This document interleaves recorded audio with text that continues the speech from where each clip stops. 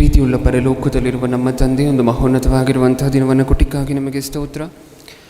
ನೀವು ಕೊಟ್ಟಿರುವಂತಹ ಈ ಅತಿ ಅಮೂಲ್ಯವಾಗಿರುವಂತಹ ಸಮಯದಲ್ಲಿ, ಘಳಿಗೆಯಲ್ಲಿ ನಾವೆಲ್ಲರೂ ಸೇರಿ ಇನ್ನೊಂದು ಸಾರಿ ನೀವು ಸತ್ಯವೇದದಲ್ಲಿ ನಮಗೋಸ್ಕರ ಬರೆಸಿಕೊಟ್ಟಿರುವಂತಹ ಮಾತುಗಳನ್ನು ಆಲೋಚನೆ ಮಾಡಬೇಕಾದ್ರೆ, ನಮ್ಮೆಲ್ಲರೊಂದಿಗೂ ನೀವಿದ್ದು ಹೇಳ್ತಿರುವಂತಹ ನನಗೆ ಪರಿಶುದ್ಧಾತ್ಮರ ಸಹಾಯವನ್ನು ಕೇಳ್ತಿರುವಂತಹ ನಿಮ್ಮ ಮಕ್ಕಳಿಗೆ ಇದನ್ನು ಅಂಗೀಕರಿಸಲಿಕ್ಕೆ ಬೇಕಾಗಿರುವಂಥ ವಿವೇಕವನ್ನು, ಸಾತ್ವಿಕತೆಯನ್ನು ದಯಪಾಲಿಸಿ.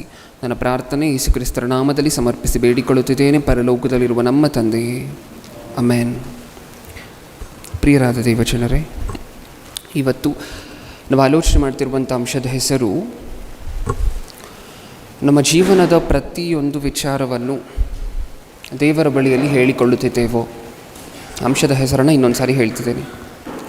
ನಮ್ಮ ಜೀವನದ ಪ್ರತಿ ವಿಚಾರವನ್ನು ಅಥವಾ ಪ್ರತಿಯೊಂದು ವಿಚಾರವನ್ನು ದೇವರ ಬಳಿ ಹೇಳಿಕೊಳ್ಳುತ್ತಿದ್ದೇವೋ? Question mark. ಓಕೆ, ಕಳೆದ ಸುಮಾರು 4 ವಾರಗಳಿಂದ ಯೆಹೋವನ ಸಾಕ್ಷಿಗಳು ಅನ್ನುವಂತಹ ಸಂದೇಶವನ್ನು ಆಲೋಚನೆ ಮಾಡಿದ್ದೇವೆ. ಅದಕ್ಕೋಸ್ಕರ ಈ ವಾರ ಅಂದರೆ ಮೊದಲನೇ ಸಂದೇಶದಲ್ಲಿ ಈ ಪರಿಶೋಧನಾತ್ಮಕವಾಗಿರುವಂಥ ಸಂದೇಶ ಅಲ್ಲದೆ ಜನರಲ್ ಆಗಿ ನಮ್ಮ ಆತ್ಮಕ್ಕೆ ಸಂಬಂಧಪಟ್ಟಂತೆ ನಮ್ಮನ್ನು ಇನ್ನೂ ದೇವರ ಹತ್ತಿರ ಮಾಡುವಂಥ ಒಂದು ಸಂದೇಶವನ್ನು ಆಲೋಚನೆ ಮಾಡಬೇಕು ಅನ್ನುವಂಥ ಉದ್ದೇಶದಿಂದ ಈ ಸಂದೇಶವನ್ನು ಆಲೋಚನೆ ಮಾಡ್ತಿದ್ದೀವಿ. ಓಕೆ, ಅಂಶದ ಹೆಸರೇನು? ನಮ್ಮ ಜೀವನದ ಪ್ರತಿಯೊಂದು ವಿಚಾರವನ್ನು ದೇವರ ಹತ್ರ ಹೇಳ್ಕೊಳ್ತಿದ್ದೀವ. ಇದನ್ನು ಕೇಳಿದಾಗ ನಿಮಗೇನು ಅನಿಸುತ್ತೆ ಪ್ರಿಯರೇ? ನಾವು ಎಲ್ಲ ವಿಚಾರವನ್ನು ಇನ್ನೊಬ್ಬರ ಹತ್ರ ಹೇಳ್ಕೊಳ್ಳುವಂಥ ಅಭ್ಯಾಸ ಇದೆಯಾ ನಮ್ಗೆ ಇಷ್ಟಕ್ಕೂ ಮನುಷ್ಯರಿಗೆ? ಇದೆಯಾ? ಎಲ್ಲ ವಿಚಾರವನ್ನು ಇನ್ನೊಬ್ಬರ ಹತ್ರ ಹೇಳ್ಕೊಳ್ತೀವ? ಕಷ್ಟ ಬಂತು ಅಂತ ಅಂದ್ಕೊಳ್ಳಿ, ಯಾರ ಹತ್ರ ಹೇಳ್ಕೊಳ್ತೀವಿ? ಕಷ್ಟ ಬಂದರೆ ನಾವು ಒಳಗಡೆ ಇಟ್ಕೊಳ್ತೀವ ಅದನ್ನು? ಮನುಷ್ಯರಿಗಿರುವಂತಹ ಒಂದು ಸ್ವಾಭಾವಿಕವಾಗಿ ಬೆಳೆದಿರುವಂತಹ ಗುಣ ಏನು ಅಂತ ಹೇಳಿದ್ರೆ, ಕಷ್ಟ ಬಂದರೆ ಅದನ್ನು ಇನ್ನೊಬ್ಬರ ಹತ್ರ ಹೇಳ್ಕೋಬೇಕು. ತುಂಬ ಜನರ ಬಾಯಲ್ಲಿ ನೀವು ಕೇಳಿದ್ದೀರ, ಏನದು? ನನಗೊಂದು ಕಷ್ಟ ಬಂತು ಅಂತ ಹೇಳಿದ್ರೆ ಆ ಕಷ್ಟವನ್ನು ನಾನು ಇನ್ನೊಬ್ಬರ ಹತ್ರ ಹೇಳ್ಕೊಂಡಾಗ ಮನಸ್ಸು ಹಗುರ ಆಗುತ್ತೆ, ಮನಸ್ಸಿಗೆ ತೃಪ್ತಿ ಆಗುತ್ತೆ. ಕೇಳಿದ್ದೀವ ಈ ಸಾಲನ್ನು? ಅಂದರೆ ಇವರಿಗೆ ಬಂದಿರುವಂಥ ಕಷ್ಟವನ್ನು, ಸಪೋಸ್ ಕುಟುಂಬದಲ್ಲಿ ತಂದೆ ತಾಯಿಯಂದಿರಿಗೆ ಕಷ್ಟ ಬಂದಾಗ ಅದನ್ನು ನಿಮ್ಮ ಮಕ್ಕಳ ಹತ್ರನೋ ಅಥವಾ ಗಂಡನಿಗೆ ಕಷ್ಟ ಬಂದಾಗ ಹೆಂಡತಿ ಹತ್ರನೋ, ಈ ರೀತಿ ನಿಮ್ಮ ಸಂಬಂಧಗಳ ಹತ್ತಿರ ಅದನ್ನು ಹೇಳ್ಕೊಂಡು ಹತ್ತಾಗ ನನಗೊಂದು ರೀತಿಯಾಗಿರುವಂತಹ ಸಾಂತ್ವನ ಸಿಕ್ಕುತ್ತೆ, ಸಮಾಧಾನ ಸಿಕ್ಕುತ್ತೆ. ನನ್ನ ಮನಸ್ಸು ಭಾರದಿಂದಿರುವಂತಹ ನನ್ನ ಮನಸ್ಸು ಹಗುರವಾಗತ್ತೆ. ಈ ಜನ ಹೇಳ್ಕೊಂಡಿದ್ದಾರ ನಿಮ್ಮ ಹತ್ರನೂ? ಈ ಥರನೇ ಅಲ್ವ ಜನ ಇರುವಂತಹದ್ದು? ಓಕೆ, ಇನ್ನೊಂದು ಸ್ವಲ್ಪ ಜನ ಹೇಳ್ಕೊಳ್ಳುವಂತಹ ಮಾತ್ರಕ್ಕೆ ನಿಲ್ಲಿಸೋದಿಲ್ಲ, ಇದನ್ನು ಹೇಳ್ಕೊಳ್ಳುವಂತಹ ಮಾತ್ರಕ್ಕೆ ನಿಲ್ಲಿಸೋದಿಲ್ಲ. ಮನುಷ್ಯರ ಹತ್ರ ಹೇಳ್ಕೊಳ್ತಾ ಕಷ್ಟ ಬಂದಾಗ ಕಣ್ಣಲ್ಲಿ ನೀರು ಸುರಿಯುತ್ತಿರುತ್ತೆ, ನೋಡಿದ್ದೀವಲ್ವ? ಹೇಳ್ಕೊಂಡು ಜೋರಾಗಿ ಅಳ್ತಿರ್ತಾರೆ, ಇದನ್ನು ನೋಡಿದ್ದೀವಲ್ವ? ಓಕೆ, ಹಾಗಾದರೆ ಕಷ್ಟ ಬಂದಾಗ ಮನುಷ್ಯರ ಹತ್ರ ಹೇಳ್ಕೊಂಡ್ವಿ, ಸರಿ. ಜೀವನದಲ್ಲಿ ಒಂದು ಒಳ್ಳೆ ಕಾರ್ಯ ಆಯಿತು ಅಂತ ಅಂದ್ಕೊಳ್ಳಿ, ಸುಖ ಬಂತು ಅಥವಾ ಜೀವನದಲ್ಲಿ ಸಂತೋಷಕರವಾಗಿರುವಂಥ ಒಂದು ವಿಚಾರ ನಡೀತು, ಆವಾಗ ಯಾರ ಹತ್ರ ಹೇಳ್ಕೊಳ್ತೀವಿ? ಅದು ಮನುಷ್ಯರ ಹತ್ರನೇ. ಪ್ರಮೋಷನ್ ಆಯಿತು ಅಂತ ಅಂದ್ಕೊಳ್ಳಿ ಪ್ರಿಯರ, ಕೆಲಸದ ಜಾಗದಲ್ಲಿ ಸಂಬಳ ಜಾಸ್ತಿ ಮಾಡಿದ್ರು ಅಂತ ಅಂದ್ಕೊಳ್ಳಿ, ಡಬ್ಬಲ್ ಆಯಿತು ಅಂತ ಅಂದ್ಕೊಳ್ಳಿ, 100% ಹೈಕ್ ಡಬ್ಬಲ್ ಆಯಿತು ಅಂತ ಅಂದ್ಕೊಳ್ಳಿ. ಹೇಳಿ, ಏನು ಮಾಡ್ತೀವಿ? ಮನುಷ್ಯರ ಹತ್ರನೇ ಅಲ್ವಾ ಹೇಳ್ಕೊಳ್ಳುವಂತಹದ್ದು. ಆಗಲೇ ಫೋನು ಅಮೆರಿಕಾದಲ್ಲಿರುವಂತಹ ಸಂಬಂಧಿಕರಿಗೆ ಹೋಗಿರುತ್ತೆ, ಆಸ್ಟ್ರೇಲಿಯಾದಲ್ಲಿರುವಂಥ ಸಂಬಂಧಿಕರಿಗೆ ಹೋಗಿರುತ್ತೆ, ಅಥವಾ ಅವರು ಇಂಡಿಯಾದಲ್ಲಿದ್ದರೆ ಇಂಡಿಯಾದಲ್ಲಿರುವಂಥ ಎಲ್ಲ ಸಂಬಂಧಿಕರಿಗೂ ಫೋನ್ ಹೋಗಿರುತ್ತೆ. ತಂದೆಗೆ, ತಾಯಿಗೆ, ಬಂಧು ಬಳಗ, ಅಜ್ಜಿ ತಾತ ಎಲ್ಲರಿಗೂ ಹೊರಟೋಗಿರುತ್ತೆ, ಹೌದಾ? ಫೋನು ಪಾರ್ಟಿ ಎಲ್ಲಿ ಕೊಡಿಸ್ತೀರಾ ಅನ್ನುವಂಥ ಕಾನ್ವರ್ಸೇಷನ್ಗೆ ಅಲ್ಲಿಗೆ ಬಂದು ನಿಂತಿರುತ್ತೆ. ಅಂದರೆ ನಮ್ಮ ಜೀವನದುದ್ದಕ್ಕೂ ಒಂದು ಒಳ್ಳೆ ಕಾರ್ಯ ನಡೆದ್ರು, ಒಂದು ಸಂತೋಷಕರವಾಗಿರುವಂತಹ ವಿಚಾರ ನಡೆದ್ರು, ಅದನ್ನು ಹೇಳ್ಕೊಡುವಂತಹ ಮನುಷ್ಯರ ಹತ್ರನೇ. ಒಂದು ದುಃಖಕರವಾಗಿರುವಂತಹ ವಿಚಾರ, ಒಂದು ಕಷ್ಟ ಬಂದರೂ ಜೀವನದಲ್ಲಿ ಅದನ್ನು ಹೇಳ್ಕೊಡುವಂತಹ ಮನುಷ್ಯರ ಹತ್ರನೇ. ಅಂದರೆ ಇಲ್ಲಿ ದೇವರಿಗೆ ಹೇಳುವಂತಹ ಅಭ್ಯಾಸ ನಮ್ಗೆ ಯಾರಿಗೂ ಇಲ್ವಾ? ಪ್ರಪ್ರಥಮವಾಗಿ ನಮ್ಮ ಜೀವನದಲ್ಲಿ ಏನು ನಡೆದರೂ ಸಹ ಇದನ್ನು ದೇವರ ಬಳಿನೇ ಹೇಳಬೇಕು, ಮನುಷ್ಯರ ಹತ್ರ ಹೇಳ್ಕೊಳ್ಳುವುದಕ್ಕಿಂತ ಮುಂಚೆ ಅನ್ನುವಂಥ ಆಲೋಚನೆ ನಮಗಿಲ್ವಾ? ನಾವು ಕ್ರೈಸ್ತರಲ್ವ? ಕ್ರೈಸ್ತರಾಗಿದ್ದೀವಿ ಅಂತ ಹೇಳಿದ್ರೆ ದೇವರಿಗೆ ಮುದ್ದು ಮಕ್ಕಳು ಅಂತ, ಹೌದಲ್ವ? ಎಲ್ಲರೂ ಮಕ್ಕಳೇ. ಪ್ರಪಂಚದಲ್ಲಿರುವಂತಹ 800 ಕೋಟಿ ಜನರು ಸಹ ದೇವರಿಗೆ ಮಕ್ಕಳೇ. ಅದರಲ್ಲಿ ಕ್ರೈಸ್ತರು ಅಂತ ಹೇಳಿದ್ರೆ ನಾವು ಯಾರು ದೇವರಿಗೆ? ಮುದ್ದು ಮಕ್ಕಳು. ನಮ್ಮ ಗುಣಗಳು ಹೇಗಿರಬೇಕು? ದೇವರು ನಮ್ಮನ್ನು ನೋಡಿದಾಗ ನಮ್ಮ ಗುಣಗಳು ಹೇಗಿರಬೇಕು? ನಮ್ಮನ್ನು ನೋಡಿದಾಗ ದೇವರಿಗೆ ಮುದ್ದಾಡುವಂತೆ ಇರಬೇಕು. ನಾವು ಮುದ್ದಾಡುವಂತೆ ಇರಬೇಕು ಅಂತ ಹೇಳಿದ್ರೆ ನಮಗೆ ಯಾವ್ಯಾವ ಗುಣ ಇರಬೇಕು? ನಿಮ್ಮ ಮಕ್ಕಳಿದ್ದಾರೆ ಪ್ರಿಯರೇ, ನಿಮ್ಮ ಮಕ್ಕಳಿಂದ ನೀವೇನು ಎಕ್ಸ್ಪೆಕ್ಟ್ ಮಾಡ್ತೀರಾ ಹೇಳಿ? ಏನು ಎಕ್ಸ್ಪೆಕ್ಟ್ ಮಾಡ್ತೀರಾ? ಅವ್ರಿಗೆ ಶಾಲೆಯಲ್ಲಿ ಫಸ್ಟ್ ರ್ಯಾಂಕ್ ಬಂತು ಅಂತ ಅಂದ್ಕೊಳ್ಳಿ, ಯಾರ ಹತ್ರ ಫಸ್ಟ್ ಹೇಳ್ಕೋಬೇಕು ಅದನ್ನು? ಯಾರ ಹತ್ರ ಫಸ್ಟ್ ಹೇಳ್ಕೋಬೇಕು? ನಿಮ್ಮ ಹತ್ರ ಹೇಳ್ಕೋಬೇಕು ಅಂತಲೇ ನೀವು ಎಕ್ಸ್ಪೆಕ್ಟ್ ಮಾಡ್ತೀರಾ? ಅಥವಾ ಊರು ತುಂಬ ಗೊತ್ತಾಗಿ ಯಾರಿಂದಲೋ ಥರ್ಡ್ ಪರ್ಸನಿಂದ ನಿಮಗೆ ಗೊತ್ತಾಯಿತು ಅಂತ ಅಂದ್ಕೊಳ್ಳಿ, ನೀವು ಅಷ್ಟೊಂದು ಖುಷಿ ಪಡೋದಿಲ್ಲ, ನನ್ನ ಮಗ ನನ್ನ ಹತ್ರ ಏನಕ್ಕೋಸ್ಕರ ಹೇಳಲಿಲ್ಲ, ಅಥವಾ ತನಗೊಂದು ಪ್ರಾಬ್ಲಮ್ ಇದೆ ಅಂತ ಅಂದ್ಕೊಳ್ಳಿ. ಆ ಕಷ್ಟವನ್ನು ನಿಮ್ಮ ಹತ್ರ ಬಂದು ಹೇಳ್ಕೋಬೇಕು ನಿಮ್ಮ ಮಗ ಅಂತ ನೀವು ಎಕ್ಸ್ಪೆಕ್ಟ್ ಮಾಡ್ತೀರಾ. ನಿಮ್ಮ ಮಗ ಊರು ತುಂಬ ಪಕ್ಕದ ಮನೆಯವ್ರ ಹತ್ರ ಹೋಗಿ ಹೇಳ್ಕೊಳ್ತಿದ್ದಾನೆ ಅಂತ ಅಂದ್ಕೊಳ್ಳಿ, ಹೇಗಿರುತ್ತೆ ನಿಮಗೆ ನೋಡಲಿಕ್ಕೆ? ಆ ಸಂದರ್ಭ, ಆ ಸನ್ನಿವೇಶ ಹೇಗಿರುತ್ತೆ ನಿಮಗೆ ನೋಡಲಿಕ್ಕೆ? ಸಂತೋಷವನ್ನುಂಟು ಮಾಡುತ್ತಾ? ಇಲ್ಲ ಅಲ್ವಾ? ನೀವು ತಂದೆ ತಾಯಿಯಂದಿರಾಗಿದ್ದೀರಾ ಅಂತ ಹೇಳಿದ್ರೆ ನಿಮ್ಮ ಮಕ್ಕಳು ತಮಗಿರುವಂಥ ಸಮಸ್ಯೆಯನ್ನು ನಿಮ್ಮ ಹತ್ರ ಹೇಳ್ಕೋಬೇಕು, ತಮಗಿರುವಂತಹ ಸಂತೋಷಕರವಾಗಿರುವಂತಹ ವಿಚಾರವನ್ನು ನಿಮ್ಮ ಹತ್ರ ಹಂಚ್ಕೋಬೇಕು. ಫಸ್ಟು ನಿಮ್ಮ ಹತ್ರನೇ ಹೇಳಬೇಕು. ಅದು ನೀವು ಎಕ್ಸ್ಪೆಕ್ಟ್ ಮಾಡುವಂತಹದ್ದು. ಈಗ ನಮ್ಮೆಲ್ಲರಿಗೂ ತಂದೆ ಆಗಿರುವಂತಹ ದೇವರು ಏನು ಎಕ್ಸ್ಪೆಕ್ಟ್ ಮಾಡಬಹುದು ಅಂತ ನೀವು ಹೇಳಿ? ಏನು ಎಕ್ಸ್ಪೆಕ್ಟ್ ಮಾಡಬಹುದು? ನಮಗೇನು ನಡೆದ್ರು ನಮ್ಮ ಜೀವನದಲ್ಲಿ ಪ್ರಪ್ರಥಮವಾಗಿ ದೇವ್ರ ಹತ್ರ ಹೇಳ್ಕೋಬೇಕು. ಎಷ್ಟು ಜನಕ್ಕಿದೆ ಈ ಅಭ್ಯಾಸ? ಸ್ಕ್ರೀನ್ ಮೇಲೆ ತುಂಬ ಜನ ಇಮೇಜನ್ನು ರೆಡಿ ಮಾಡಿ, ಓಕೆ, ತುಂಬ ಜನಕ್ಕೊಂದು ಅಭ್ಯಾಸ ಇರುತ್ತೆ. ಮನೆ ಮುಂದೆ ಒಂದು ಪೋಸ್ಟನ್ನು ಹಾಕುವಂತಹದ್ದು ಅಥವಾ ಒಂದು ಟ್ಯಾಗನ್ನು ಹಾಕುವಂತಹದ್ದು, ಏನದು ಆ ಬೋರ್ಡ್ಗಳು ಹಾಕುವಂತಹದ್ದು ನೀವು ನೋಡಿರ್ತೀರ. ಕ್ರೈಸ್ತರ ಮನೆ ಅಂತ ಹೇಳಿದ್ರೆ ಈ ಬೋರ್ಡ್ ಅಲ್ಲಿ ಸರ್ವೇ ಸಾಧಾರಣವಾಗಿ ಕಾಣಿಸ್ತಿರುತ್ತೆ. ಆ ಬೋರ್ಡ್ ಮೇಲೆ ಏನಿರುತ್ತೆ? ಆ ಬೋರ್ಡ್ ಮೇಲೆ ಏನಿರುತ್ತೆ? ಹಾಕ್ತೀರಾ ಅಣ್ಣ ಇಮೇಜನ್ನು? ಅದನ್ನು ಒಂದು ಸರಿ ನೋಡಿ, ಏನಂತ ಇದೆ ಅದ್ರ ಮೇಲೆ? God is the head of the family. ದೇವ್ರು ಏನಂತೆ ನಮ್ಮ ಕುಟುಂಬಕ್ಕೆ? ದೇವ್ರು ಏನಂತೆ ನಮ್ಮ ಕುಟುಂಬಕ್ಕೆ? ಮನೆ ಮುಂದೆ ಹಾಕ್ಕೊಂಡಿರುವಂತಹದ್ದು ಏನು? ನಮ್ಮ ಕುಟುಂಬಕ್ಕೆ ದೇವ್ರು ಏನು? ಹೆಡ್ ಅಂದರೆ ಏನು? ಯಜಮಾನರು, ತಲೆ, ಹೌದಾ? ಹಾಗಾದರೆ ಯಾರಂತೆ ನಮ್ಮ ಮನೆಗೆ ತಲೆ ಯಾರಂತೆ? ದೇವರು, ಹೌದಾ? ಕೆಳಗಡೆ ಹಾಗೆ ಹೋದಾನ, ಇನ್ನೂ ಏನಿದೆ next? The unseen guest at every meal. ಪ್ರತಿ ನಾವು 3 ಹೊತ್ತು ಊಟ ಮಾಡ್ತೀವಲ್ವ, ಪ್ರತಿ ಊಟಕ್ಕೂ ಸಹ ನಾವು ಕರೀದೆ ಕಾಣಿಸ್ದೆ ಬಂದು ಕೂತ್ಕೊಳ್ಳುವಂಥವ್ರು ಯಾರಂತೆ? ನಮ್ಮ ಜೊತೆ ದೇವರು. Next last sentence. The silent listener to every conversation. ಹಾಗಂದರೆ ಏನು? ಪ್ರತಿ ಮಾತಿಗೂ ಸಹ, ನಾವು ಮಾತಾಡುವಂತಹ ಪ್ರತಿ ಮಾತಿಗೂ ಸಹ ಸೈಲೆಂಟಾಗಿ ಕೇಳಿಸ್ಕೊಳ್ಳುವಂಥವ್ರು ಯಾರಂತೆ? ದೇವರು. ಇದು ನಾವು ಮನೆ ಮುಂದೆ ಹಾಕ್ಕೊಳ್ಳುವಂತಹ ಬೋರ್ಡ್ಗಳು ಏನೇನಿದೆ ಅದರಲ್ಲಿ? ಮೊಟ್ಟ ಮೊದಲನೇದಾಗಿ ಕುಟುಂಬಕ್ಕೆ ಯಜಮಾನರು ಅಂತ ಹೇಳಿದ್ವಿ, ಕುಟುಂಬಕ್ಕೆ ನೀವೇ ತಲೆ ಅಂತ ಹೇಳಿದ್ವಿ ದೇವರನ್ನು. ಆ ಬೋರ್ಡಲ್ಲಿದೆ. ಓಕೆ, ಕುಟುಂಬಕ್ಕೆ ತಲೆಗೆ ನಾವು ಕೊಡುವಂಥ ಗೌರವ ಎಷ್ಟು ಹೇಳಿ ಪ್ರಿಯರೇ? ಕುಟುಂಬದ ತಲೆ ದೇವರು ಅಂತ ಹೇಳಿದ್ರೆ ನಮ್ಮ ಮನೆಗಳಿಗೆ ನಾವು ಕೊಡುವಂತಹ ಗೌರವ ಎಷ್ಟು? ಮಗು ಆಯಿತು, ಹೊಸದಾಗಿ ಮದುವೆ ಆಗಿರುವಂತಹ ದಂಪತಿಗಳಿಗೆ ಮಗು ಆಯಿತು. ಈಗ ಆ ದಂಪತಿಗಳ ಬಾಧ್ಯತೆ ಏನು? ಅವ್ರ ಮನೆಗೆ ತಲೆ ಯಾರು? ದೇವರು. ಈಗ ಅದನ್ನು ಪ್ರಪ್ರಥಮವಾಗಿ ಹೇಳಿಕೊಂಡು ಕೃತಜ್ಞತೆ ಹೇಳಬೇಕಾಗಿರುವಂತಹದ್ದು ಯಾರಿಗೆ? ದೇವ್ರಿಗೆ. ನಿಜವಾಗ್ಲೂ ಅವ್ರ ಮನಸ್ಸಿನಲ್ಲಿ ಮನೆಗೆ ತಲೆ ದೇವರೇ ಅನ್ನುವಂತಹದ್ದಿದ್ದರೆ ಅದನ್ನು ಯಾರ ಹತ್ರ ಹೇಳ್ಕೊಳ್ತಾರೆ? ಫಸ್ಟು ದೇವ್ರ ಹತ್ರ. ಆದರೆ ಇವ್ರು ಮಾಡುವಂಥ ಕೆಲಸ ಏನು? ಪ್ರಪಂಚವನ್ನು ನೀವು ನೋಡ್ತಿದ್ದೀರಾ. ಕ್ರೈಸ್ತರ ಕುಟುಂಬಗಳ ಬಗ್ಗೆನೇ ಮಾತಾಡೋಣ. ಓಕೆ, ಯಾರ ಹತ್ರ ಹೇಳ್ಕೊಳ್ತಾರೆ? ಫಸ್ಟು ದೇವ್ರ ಹತ್ರ ಹೇಳ್ಕೊಳ್ತಾರ? ದೇವ್ರ ಕೃತಜ್ಞತೆ ಹೇಳ್ತಾರ? ಬಂದಿದ ತಕ್ಷಣ ಫೋನ್ ಮಾಡೋದಿಲ್ಲ ಕುಟುಂಬಕ್ಕೆ. ಅವರು ನಾವು ಮಾಡಬೇಡಿ ಅಂತ ಹೇಳ್ತಿಲ್ಲ, ಫಸ್ಟ್ ದೇವ್ರಿಗೆ ಹೇಳಿದ್ವಾ ಅನ್ನುವಂತಹ ಪ್ರಶ್ನೆಯನ್ನು ನಾವು ಹಾಕ್ಕೊಳ್ಲಿಕ್ಕೆ ಉತ್ತೇಜನ ಕೊಡ್ತಿರುವಂತಹ ಸಂದೇಶನೇ ಇದು. ಮನೆ ಮುಂದೆ ಬೋರ್ಡ್ ಹಾಕ್ಕೊಳ್ತೀವಲ್ವ, ಕುಟುಂಬಕ್ಕೆ ತಲೆ ಅಂತ. ಕುಟುಂಬದ ತಲೆಗೆ ಬಂದಿರುವಂಥ ಪರಿಸ್ಥಿತಿ ಏನು ಗೊತ್ತಾ? ದೇವ್ರಿಗೆ ಬಂದಿರುವಂಥ ಪರಿಸ್ಥಿತಿ ಏನು ಗೊತ್ತಾ? ಮನೆಯಿಂದ ಹೊರಗಡೆ ಹೋಗಬೇಕು ಅಂತ ಅಂದ್ಕೊಳ್ಳಿ. ನಾವು ಮನೆಯಿಂದ ಹೊರಗಡೆ ಹೋಗಬೇಕು ಅಂತ ಅಂದ್ಕೊಳ್ಳಿ, ಯಾವುದಾದ್ರೂ ಕೆಲಸದ ನಿಮಿತ್ತ. ತಂದೆಗೆ ಬಾಯಿ ಹೇಳ್ತೀವ? ತಾಯಿಗೆ ಬಾಯಿ ಹೇಳ್ತೀವ? ಅಂದರೆ ಈ ಲೋಕಕ್ಕೆ ಸಂಬಂಧಪಟ್ಟಂಥ. ಡ್ಯಾಡಿ ಮಮ್ಮಿಗೆ ಬಾಯಿ ಹೇಳ್ತೀವ? ಬಾಯಿ ಹೇಳ್ತೀವಿ. ಅಜ್ಜಿ ತಾತಗೆ ಅವ್ರ ಹಾಸಿಗೆ ಮೇಲಿದ್ದರೂ ಕರೆದು ಬಾಯಿ ಹೇಳ್ತೀವಿ. ಇಷ್ಟನ್ನು ಹೊರತುಪಡಿಸಿ ಮನೇಲಿ ಯಾರಾದರೂ ಕೆಲಸ ಮಾಡುವಂಥವ್ರು ಇದ್ದಾರೆ ಅಂತ ಅಂದ್ಕೊಳ್ಳಿ. ಯಾರಿದ್ದಾರೆ ಮನೆಯಲ್ಲಿ?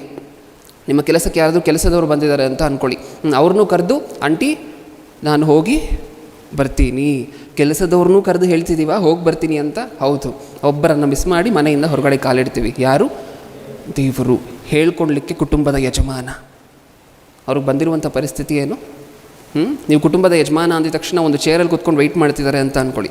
ಫಸ್ಟು ಮನೆಯಿಂದ ಹೊರಗಡೆ ಹೋಗಬೇಕು ಅನ್ನುವಂಥ ಆಲೋಚನೆ ಬಂದಿದ ತಕ್ಷಣ ನನ್ನ ಹತ್ರ ಹೇಳ್ತಾನೆ, ಆಮೇಲೆ ಉಳಿದವ್ರ ಹತ್ರ ಎಲ್ಲ ಶೇರ್ ಮಾಡ್ಕೊಳ್ತಾನೆ ಅಂತ ಹೇಳಿ ವೆಯ್ಟ್ ಮಾಡ್ತಿದ್ದಾರೆ ಅಂತ ಅಂದ್ಕೊಳ್ಳಿ. ದೇವರು ಚೇರ್ ಹಾಕ್ಕೊಂಡು ಅಂದ್ಕೊಳ್ಳಿ ಸ್ವಲ್ಪ ಹೊತ್ತು. ಆ ಪರಿಸ್ಥಿತಿಯನ್ನು ನೀವು ಊಹೆ ಮಾಡ್ಕೊಳ್ಳಿ. ಅಥವಾ ಬೇಡ, ನೀವೇ ಒಂದು ಕುಟುಂಬಕ್ಕೆ ಅಂದರೆ ವಯಸ್ಸಾಗಿದೆ ನಿಮಗೆ, ಅಂದರೆ ಒಂದು ತಾತನ ಸ್ಟೇಜಿಗೆ ಬಂದಿದ್ದೀರಾ, ನಿಮ್ಮ ಮೊಮ್ಮಕ್ಕಳಿದ್ದಾರೆ, ನೀವು ಒಂದು ಚೇರ್ ಹಾಕ್ಕೊಂಡು ಕೂತಿದ್ದೀರಾ, ನಿಮ್ಮ ಸಂಪಾದನೆಯಿಂದ ನಿಮ್ಮ ಕಷ್ಟದಿಂದನೇ ಮನೆ ನಡೀತಿದೆ, ಇಷ್ಟು ವರ್ಷ ನೀವೇ ಎಲ್ಲರನ್ನು ಸಾಕಿ ಪೋಷಿಸಿದ್ದೀರಾ, ಈಗ ನೀವು ಒಂದು ಚೇರಲ್ಲಿ ಕೂತ್ಕೊಂಡು ವೆಯ್ಟ್ ಮಾಡ್ತಿದ್ದೀರಾ. ನಿಮ್ಮ ಮೊಮ್ಮಗ ಬಂದ ಸ್ಟೈಲಾಗಿ ಬ್ಯಾಗ್ ಹಾಕ್ಕೊಂಡು, ಡ್ಯಾಡಿ ಮಮ್ಮಿ ಎಲ್ಲರಿಗೂ ಹೇಳಿಬಿಟ್ಟು ನೀವಿದ್ದೀರಾ ಅಂತಲೂ ಹೇಳ್ದೆ ನೋಡದೆ, ನೀವಿದ್ದೀರಾ ಅಂತಲೂ ಅಂದ್ಕೊಳ್ದೆ ಸೀದಾ ವಾಕ್ ಮಾಡ್ಕೊಂಡು ಹೊರಗಡೆ ಹೋದ ಅಂತ ಅಂದ್ಕೊಳ್ಳಿ, ನಿಮಗೆ ಹೇಗಿರುತ್ತೆ ಬಾಧೆ? ಹೌದಾ? ಇದು ಕುಟುಂಬದ ಯಜಮಾನನಿಗೆ ಬಂದಿರುವಂಥ ಪರಿಸ್ಥಿತಿ. ಇದು ಬೋರ್ಡಲ್ಲಿ ಮಾತ್ರ ಈ ಕುಟುಂಬಕ್ಕೆ ಯಜಮಾನ ದೇವರು. ಎಲ್ಲಿ ಯಜಮಾನನಿಗೆ ಸಿಕ್ಕಬೇಕಾಗಿರುವಂಥ ಗೌರವ ಎಲ್ಲಿ? ಪ್ರಾರ್ಥನೆ ಮಾಡದೆ ಹೊರಗಡೆ ಕಾಲಿಡೋದಿಲ್ಲ. ಈ ನಿರ್ಣಯವನ್ನು ಎಷ್ಟು ಜನ ತೊಗೊಂಡಿದ್ದೀವಿ? ಪ್ರಾರ್ಥನೆ ಅಂತ ಹೇಳಿದ್ರೆ ದೇವ್ರಿಗೆ ಹೇಳ್ದೆ ಹೊರಗಡೆ ಕಾಲಿಡೋದಿಲ್ಲ. ಹೋಗಲಿ, ಮನಸ್ಸಿನಲ್ಲಾದರೂ ಎಷ್ಟು ಜನ ಅಂದ್ಕೊಳ್ತಿದ್ದೀವಿ ಮನೆಯಿಂದ ಹೊರಗಡೆ ಹೋಗಬೇಕಾದ್ರೆ, ತಂದೆ ಈ ಕೆಲಸದ ನಿಮಿತ್ತ ಹೊರಗಡೆ ಹೋಗ್ತಿದ್ದೀನಿ, ನೀವು ನನ್ನ ಜೊತೆ ಇದ್ದೀರಾ ಅಲ್ವಾ, ನೀವು ನನ್ನ ಜೊತೆನೇ ಬರ್ತೀರಾ ಅಲ್ವಾ ಅಂತ ಮನಸ್ಸಿನಲ್ಲಿ ಅಂದ್ಕೊಂಡು ಎಷ್ಟು ಜನ ಹೊರಗಡೆ ಕಾಲಿಡ್ತಿದ್ದೀವಿ? ನಾನು ಆಗಲೇ ಹೇಳಿದೆ, ಇದು ಪರಿಶೋಧನಾತ್ಮಕವಾಗಿರುವಂಥ ಸಂದೇಶ ಅಲ್ಲ, ನಮ್ಮನ್ನು ಆತ್ಮಕ್ಕೆ ಸಂಬಂಧಪಟ್ಟಂತೆ ನಮ್ಮ ತಂದೆ ಜೊತೆ ಒಂದು ಮಾಡುವಂಥ ಸಂದೇಶ. ಇಷ್ಟಕ್ಕೂ ದೇವರೇನು ಅಂದ್ಕೊಂಡಿದ್ದಾರೆ ಗೊತ್ತಾ? ನಮ್ಮ ಜೀವನದುದ್ದಕ್ಕೂ ಸಹ ದೇವರು ಇಟ್ಕೊಂಡಿರುವಂಥ ಉದ್ದೇಶ ಏನು ಗೊತ್ತಾ? ಒಂದು ಸಾರಿ ಓದೋಣ. ಯೆರೆಮೀಯನ ಗ್ರಂಥ 33ನೇ ಅಧ್ಯಾಯ. ಯೆರೆಮೀಯನ ಗ್ರಂಥ 33ನೇ ಅಧ್ಯಾಯ 3ನೇ ವಚನ.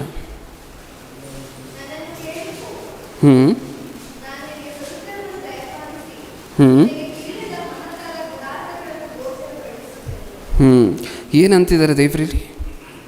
ಈ ವಚನಗಳೆಲ್ಲ ನಮಗೇನು ಅರ್ಥ ಆಗ್ತಿದೆ? ಯೆರೆಮೀಯನ ಗ್ರಂಥದಲ್ಲಿ ಬರೆದಿರುವಂಥ ವಚನಗಳೆಲ್ಲ, ನನ್ನನ್ನು ನೀನು ಕೇಳಿಕೋ, ಇದು ದೇವರ ಆಲೋಚನೆ. ದೇವರು ಕರೀತಿರುವಂಥದ್ದು ಹೆಂಗೆ ತಮ್ಮ ಮಕ್ಕಳಿಗೆ? ಮಕ್ಕಳ, ನಿಮ್ಮ ಜೀವನದಲ್ಲಿ ಏನಾದರೂ ಕಷ್ಟ ಸುಖ ಬಂದರೆ ನನ್ನ ಹತ್ರ ಹೇಳ್ಕೊಳ್ಳಿ, ಕಷ್ಟ ಬಂದಾಗ ನನ್ನ ಹತ್ರ ಕೇಳ್ಕೊಳ್ಳಿ. ಇದು ದೇವ್ರ ಮನಸ್ಸಲ್ಲಿರುವಂತಹದ್ದು. ಅದಕ್ಕೆ ದೇವರೇ ಬಾಯ್ಬಿಟ್ಟು ಹೇಳ್ತಿದ್ದಾರೆ. ಆಗಿನ ಕಾಲದಲ್ಲಿ ಅವ್ರಿಗೆ ಹೇಳಿದ್ರು ಈ ವಚನ ನಮಗೂ ಅಪ್ಲೈ ಆಗುತ್ತೆ. ಏನಂತ ಕೇಳ್ತಿದ್ದಾರೆ ದೇವರು? ನೀವು ನನ್ನನ್ನು ಕೇಳ್ಕೊಳ್ಳೋದಿಲ್ಲ, ಏನಕ್ಕೋಸ್ಕರ? ನೀವು ನನ್ನ ಹತ್ರ ಹೇಳ್ಕೊಳ್ಳೋದಿಲ್ಲ, ಏನಕ್ಕೋಸ್ಕರ? ಏನನ್ನಾದರೂ ಮಾತೆತ್ತಿದ್ರೆ ಯಜಮಾನ್ರಿಗೆ ಫೋನ್ ಮಾಡ್ತೀರಾ, ಮಾತೆತ್ತಿದ್ರೆ ಯಜಮಾನರು ಹೆಂಡತಿಗೆ ಕಾಲ್ ಮಾಡುವಂತಹದ್ದು, ಮಾತೆತ್ತಿದ್ರೆ ಮಕ್ಕಳು ತಂದೆ ತಾಯಿಗೆ ಕಾಲ್ ಮಾಡುವಂತಹದ್ದು. ನೀವು ಮಾಡಬೇಡಿ ಅನ್ನುವಂತಹದ್ದಲ್ಲ ಈ ಸಂದೇಶದ ಉದ್ದೇಶ. ನೀವು ಅದನ್ನು ಮಾಡುವುದಕ್ಕಿಂತ ಮುಂಚೆ ದೇವರ ಹತ್ರ ಇಟ್ಟವ ಅನ್ನುವಂತಹದ್ದು ಈ ಸಂದೇಶದ ಉದ್ದೇಶ. ಆಫ್ಟರ್ ಆಲ್, ಮನುಷ್ಯರ ಬಳಿ ನೀವು ಹೇಳ್ಕೊಳ್ತಿದ್ದೀರಾ ಅಂತ ಅಂದ್ಕೊಳ್ಳಿ. ನಿಮಗೊಂದು ಕಷ್ಟ ಇದ್ದಾಗ ಅದನ್ನು ಮನುಷ್ಯರ ಬಳಿಯಲ್ಲಿ ಹೇಳ್ಕೊಳ್ತಿದ್ದೀವಿ ಅಂತ ಅಂದ್ಕೊಳ್ಳಿ. ಏನು ಮಾಡ್ತಾರೆ ಪ್ರಿಯರೇ ಹೇಳಿ ನನಗೆ? ಮನುಷ್ಯರ ಬಳಿಯಲ್ಲಿ ಹೇಳ್ಕೋಬೇಕು ಬ್ರದರ್, ಅಳಬೇಕು ಬ್ರದರ್ ಅನ್ನಿಸ್ತಿದೆ ಅಂತ ಅಂದಾಗ ಏನು ಮಾಡ್ತಾರೆ? ಭುಜವನ್ನು ಒಂದು ಸರಿ ಹಿಂಗೆ ತಟ್ಬಿಟ್ಟು ಸರಿ ಹೋಗುತ್ತೆ ಬಿಡಿ ಬ್ರದರ್ ಅಷ್ಟನ್ನು ಅನ್ನುವಂಥದ್ದು ಬಿಟ್ಟರೆ ಬೇರೆ ಏನಾದರೂ ಆಗುತ್ತೆ ಅವ್ರ ಕೈಯಲ್ಲಿ? ಇಲ್ಲ. ಹೋಗಲಿ, ನೀವು ಕಷ್ಟವನ್ನು ಯಾವಾಗ ಬಿಚ್ಚಿಡ್ತಾ ಹೋಗ್ತಿದ್ದೀರೋ, ಇಷ್ಟು ದಿನ ನಿಮ್ಮನ್ನು ಸರ್ ಅಂತ ಹೇಳಿ ಕರೀತಿದ್ದವರು, ಇಷ್ಟು ದಿನ ನಿಮ್ಮನ್ನು ಅಣ್ಣ ಅಂತ ಹೇಳಿ ಕರೀತಿರುವಂಥವ್ರು ಏನಂತಾರೆ ಇನ್ನು ಮುಂದೆ? ಏನು ರೀ? ಹೌದಾ ಅನ್ಲಿಕ್ಕೆ ಶುರು ಮಾಡ್ತಾರೆ.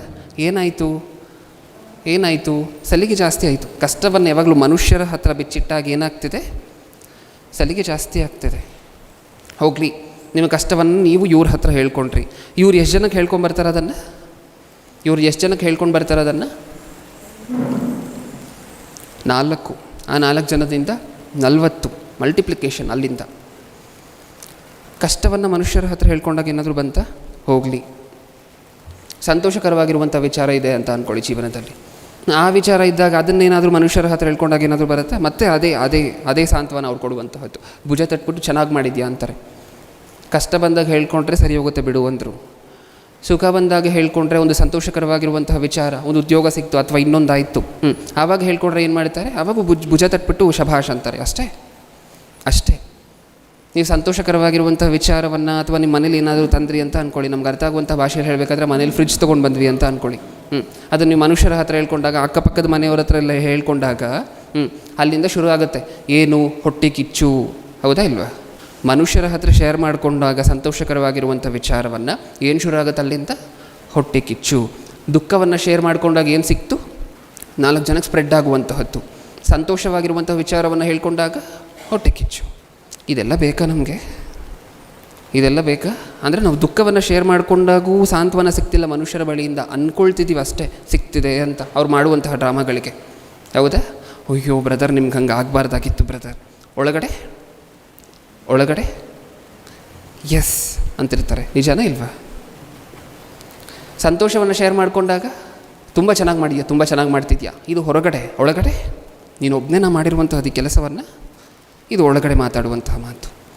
ಅಲ್ಲಿ ಮನಸ್ಪೂರ್ವಕವಾಗಿ ಪೂರ್ಣ ಹೃದಯದಿಂದ ನಮ್ಮನ್ನು ಹಾರೈಸುವಂತಹ ತಂದೆ ನಮಗೋಸ್ಕರ ಕಾಯ್ಕೊಂಡಿದ್ದಾರೆ. ನನ್ನ ಮಗ ನನ್ನ ಹತ್ರ ಏನಾದರೂ ಶೇರ್ ಮಾಡ್ಕೊಳ್ತಾನೆ, ಅವನ ಜೀವನದಲ್ಲಿ ಒಂದು ಪ್ರಮೋಷನ್ ಆಯಿತು ಅಥವಾ ಸ್ಯಾಲ್ರಿ ಜಾಸ್ತಿ ಆಯಿತು, ನಾನಲ್ವ ಕೊಟ್ಟಿದ್ದು, ದುಡಿಲಿಕ್ಕೆ ಶಕ್ತಿ ಕೊಟ್ಟಿದ್ದು ನಾನಲ್ವ, ನನ್ನ ಹತ್ರ ಏನಾದರೂ ಶೇರ್ ಮಾಡ್ಕೊಂಡ ಫಸ್ಟ್ ಥ್ಯಾಂಕ್ಸ್ ನನಗೆ ಹೇಳದ್ನ. ಸ್ವೀಟನ್ನು ತೊಗೊಂಡು ಹೋಗಿ ಇನ್ನೊಬ್ರಿಗೆ ಹಂಚುವುದಕ್ಕಿಂತ ಮುಂಚೆ ಫಸ್ಟ್ ಥ್ಯಾಂಕ್ಸನ್ನು ನನ್ನ ಹತ್ರ ಹೇಳದ್ನ. ಓಕೆ, ಈ ಕೆಲಸವನ್ನು ಮಾಡಿರುವಂತಹದ್ದು ನಾನು, ಈತನಿಗೆ ಸಹಾಯ ಮಾಡಿರುವಂತಹದ್ದು ನಾನು, ಈತನಿಗೆ ಶಕ್ತಿ ಕೊಟ್ಟಿರುವಂತಹದ್ದು ನಾನು, ನನ್ನ ಹತ್ರ ಯಾವಾಗ ಹೇಳ್ಕೊಂಡ ಇವನು ಅಂತ ಅಲ್ಲಿಂದ ದೇವರು ನೋಡ್ತಾ ಇರಬೇಕು. ಇದು ಪರಿಸ್ಥಿತಿ, ಮನೆ ಯಜಮಾನನಿಗೆ ಬಂದಿರುವಂತಹ ಪರಿಸ್ಥಿತಿ. ಹೋಗಲಿ, ಇದನ್ನು ಹೊರತುಪಡಿಸಿ ಇನ್ನು ನಮ್ಮ ಬಾಯಿಂದ ದೇವರಿಗೋಸ್ಕರ ನಾವು ಉಪಯೋಗ ಮಾಡುವಂಥ ಇನ್ನೂ ಯಾವ್ಯಾವ ಪದಗಳನ್ನು ಉಪಯೋಗ ಮಾಡ್ತೀವಿ ಪ್ರಿಯರೇ? ಶಾಂತಿದಾಯಕರು ಹೇಳ್ತೀವ ಇಲ್ವಾ ನಮ್ಮ ಪ್ರಾರ್ಥನೆಗಳಲ್ಲಿ? ಇದನ್ನು ನಿಮ್ಮ ಗಮನ ಪೂರ್ತಿ ಈ ಕಡೆ ಇರಲಿ. ಓಕೆ, ಶಾಂತಿದಾಯಕರು ಉಪಯೋಗ ಮಾಡ್ತೀವ, ಈ ಪದವನ್ನು ಉಪಯೋಗ ಮಾಡ್ತೀವ ನಮ್ಮ ಪ್ರಾರ್ಥನೆಗಳಲ್ಲಿ? ಉಪಯೋಗ ಮಾಡ್ತೀವಿ. ಶಾಂತಿದಾಯಕರು ಅಂತ ಏನಕ್ಕೋಸ್ಕರ ಕರಿತೀವಿ ದೇವರನ್ನು ಹೇಳಿ? ಶಾಂತಿದಾಯಕರು ಅಂತ ದೇವರನ್ನು ಏನಕ್ಕೋಸ್ಕರ ಕರಿತೀವಿ? ಶಾಂತಿಯನ್ನು ದಯಪಾಲಿಸ್ತಾರೆ, ಅದಕ್ಕೋಸ್ಕರ ಶಾಂತಿದಾಯಕರು ಅಂತ ಹೇಳಿ ಕರಿತೀವಿ. ಓಕೆ, ಇವಾಗ ಹೇಳಿ, ನಮ್ಮ ಜೀವನದಲ್ಲಿ ಶಾಂತಿ ಇಲ್ಲ ಅಂತ ಹೇಳಿದ್ರೆ ಯಾರ ಹತ್ರ ಶೇರ್ ಮಾಡ್ಕೊಳ್ತಿದ್ದೀವಿ? ನಮ್ಮ ಜೀವನದಲ್ಲಿ ಮನಃಶಾಂತಿ ಇಲ್ಲದೆ ಹೋದರೆ ಯಾರ ಹತ್ರ ಶೇರ್ ಮಾಡ್ಕೊಳ್ತಿದ್ದೀವಿ? ಮನುಷ್ಯರ ಹತ್ರ. ಶಾಂತಿದಾಯಕರು ಅಂದ್ವಿ, ಮತ್ತೆ ಶಾಂತಿದಾಯಕರು ಅಂದ್ವಲ್ವ, ಮತ್ತೆ ಅವ್ರ ಹತ್ರ ಹೇಳ್ಕೊಳ್ಳೋದು ಸುಮ್ಮನೆ ಹೆಸರಿಗೆ ಏನೋ ಹೇಳಬೇಕು ಅಂತಲೇ ಹೇಳುವಂತಹದ್ದು. ಸುಮ್ಮನೆ ಒಬ್ಬ ಮನುಷ್ಯನನ್ನು ಏಣಿ ಹತ್ತಿಸುವಂತಹದ್ದು ಹೇಗೋ ಹಾಗೆ ಮಾಡ್ತಿದ್ದೀವಿ ನಾವು. ಮನೆ ಮುಂದೆ ನೋಡಿದ್ರೆ board, god is the head of the family. ಹೌದೇ? ಎಲ್ಲಿ ಮನಃಶಾಂತಿ ಇಲ್ಲ ಅಂತ ಹೇಳಿದ್ರೆ ಫಸ್ಟ್ ಹಂಚ್ಕೋಬೇಕಾಗಿರುವಂತಹದ್ದು ಅವ್ರ ಹತ್ರ ಅಲ್ವ? ಶಾಂತಿದಾಯಕರ ಹತ್ರ ಹಂಚ್ಕೋಬೇಕಲ್ವ? ಆರೋಗ್ಯದಾಯಕರು ನೆಕ್ಸ್ಟ್ ಪದ. ಯಾವಾಗ ಆರೋಗ್ಯ ಕೆಟ್ಟೋಗಿದ್ದಾಗ ದೇವ್ರ ಮುಂದೆ ಇಟ್ಟಿದ್ದೀವಿ ಅಂದರೆ ನಿಮಗೆ ಸ್ವಸ್ಥತೆ ಆಗುತ್ತೆ, ಕಣ್ಣಿಲ್ದವರು ಕಣ್ಣು ಬರುತ್ತೆ, ಕಾಲಿಲ್ದವರು ಕಾಲು ಬರುತ್ತೆ ಅಂತ ನಾನು ಹೇಳ್ತಿಲ್ಲ. ನಮ್ಮ ಜೀವನದಲ್ಲಿ ನಾವು ತಂದೆ ಹತ್ರ ಎಷ್ಟು ಹತ್ತಿರದ ಸಂಬಂಧವನ್ನು ಇಟ್ಕೊಂಡಿದ್ದೀವಿ ಅನ್ನುವಂಥದ್ರ ಬಗ್ಗೆ ಮಾತಾಡ್ತಾ ಚಿಕ್ಕದಾಗಿ ಹುಷಾರಿಲ್ಲ ಅಂತ ಅಂದ್ಕೊಳ್ಳಿ. ಯಾರ ಹತ್ರ ಶೇರ್ ಮಾಡ್ಕೊಳ್ತೀವಿ ಅದನ್ನು ಸಹ ಯಾವತ್ತು ದೇವ್ರ ಹತ್ರ ಯಾವಾಗ ಶೇರ್ ಮಾಡ್ಕೊಂಡಿದ್ದೀವಿ? ಅವ್ರು ಆರೋಗ್ಯದಾಯಕರು ಅಂತ ಸತ್ಯವೇದದಲ್ಲಿ ಬರೆಸಿದ್ದಾರೆ. ಓಕೆ, ಆದರೂ ಆರೋಗ್ಯದಾಯಕರನ್ನು ಪಕ್ಕಕ್ಕಿಡ್ತಿದ್ದೀವಿ. ಆರೋಗ್ಯದಾಯಕರು ಅಂತಲೇ ಆರಾಧನೆ ಮಾಡ್ತಿದ್ದೀವಿ, ಹೇಳಲಿಕ್ಕೆ ಚೆನ್ನಾಗಿದೆ ಹೇಳ್ತಿದ್ದೀವಿ. ಆ ಆರೋಗ್ಯದಾಯಕರ ಹತ್ರ ನಮ್ಮ ಸಮಸ್ಯೆಯನ್ನು ಯಾವತ್ತೂ ಶೇರ್ ಮಾಡ್ಕೊಳ್ತಿಲ್ಲ. ಇದು ತಂದೆ ನನ್ನ ಪರಿಸ್ಥಿತಿ, ನೋವನ್ನು ತಡಿಲಿಕ್ಕಾಗ್ತಿಲ್ಲ. ಯಾವತ್ತು ಹೇಳ್ಕೊಂಡಿದ್ದೀವಿ ದೇವರ ಹತ್ರ? ತಲೆನೋವು ಬಂದರೆ ಮಮ್ಮಿ, ತಲೆನೋವು ಬಂದರೆ ಡ್ಯಾಡಿ. ಮಕ್ಕಳದೇನು ತಪ್ಪಿಲ್ಲ ಪ್ರಿಯರೇ, ಚಿಕ್ಕ ವಯಸ್ಸಿಂದ ಬೆಳೀತಿದ್ದಾರೆ. ಅವರು ಚಿಕ್ಕ ಸಮಸ್ಯೆಗೂ ಸಹ ನಿಮ್ಮ ಹತ್ರ ಅವ್ರು ನಿಮ್ಮ ಹತ್ರನೇ ಓಡಿ ಬರಬೇಕು, ಅದು ಬೇರೆ ವಿಚಾರ. ನಿಮ್ಮ ಹತ್ರ ಓಡಿ ಬಂದು ನಿಮ್ಮ ಹತ್ರನೇ ಫಸ್ಟ್ ಹೇಳ್ಕೊಳ್ತಿದ್ದಾರೆ ಅಂತ ಹೇಳಿದ್ರೆ ಮಕ್ಕಳದೇನೂ ತಪ್ಪಿಲ್ಲ. ಅವ್ರನ್ನ ಸರಿಯಾಗಿ ಬೆಳೆಸದೇ ಇರುವಂತಹ ತಂದೆ ತಾಯಿಯಂದಿರದೇ ತಪ್ಪು. ಎಷ್ಟು ಜನ ತಂದೆ ತಾಯಿಯಂದಿರು ಮಕ್ಕಳಿಗೆ ಚಿಕ್ಕ ವಯಸ್ಸಿಂದ ಈ ರೀತಿ ಬೆಳೆಸ್ತಿದ್ದೀವಿ? ಈ ರೀತಿ ಬೆಳೆಸ್ತಿದ್ದೀರಾ? ಚಿಕ್ಕ ವಯಸ್ಸಿನಿಂದ ಮಕ್ಕಳಿಗೆ ಏನು ಸಮಸ್ಯೆ ಬಂದರೂ ಏನು ಬೇಕಾದರೂ ಸಹ ಫಸ್ಟ್ ಅದನ್ನು ದೇವ್ರ ಹತ್ರನೇ ಹೇಳ್ಕೊಬೇಕು. ಎಷ್ಟು ಜನ ಹೇಳ್ಕೊಟ್ಟಿದ್ದೀವಿ ಇದನ್ನು?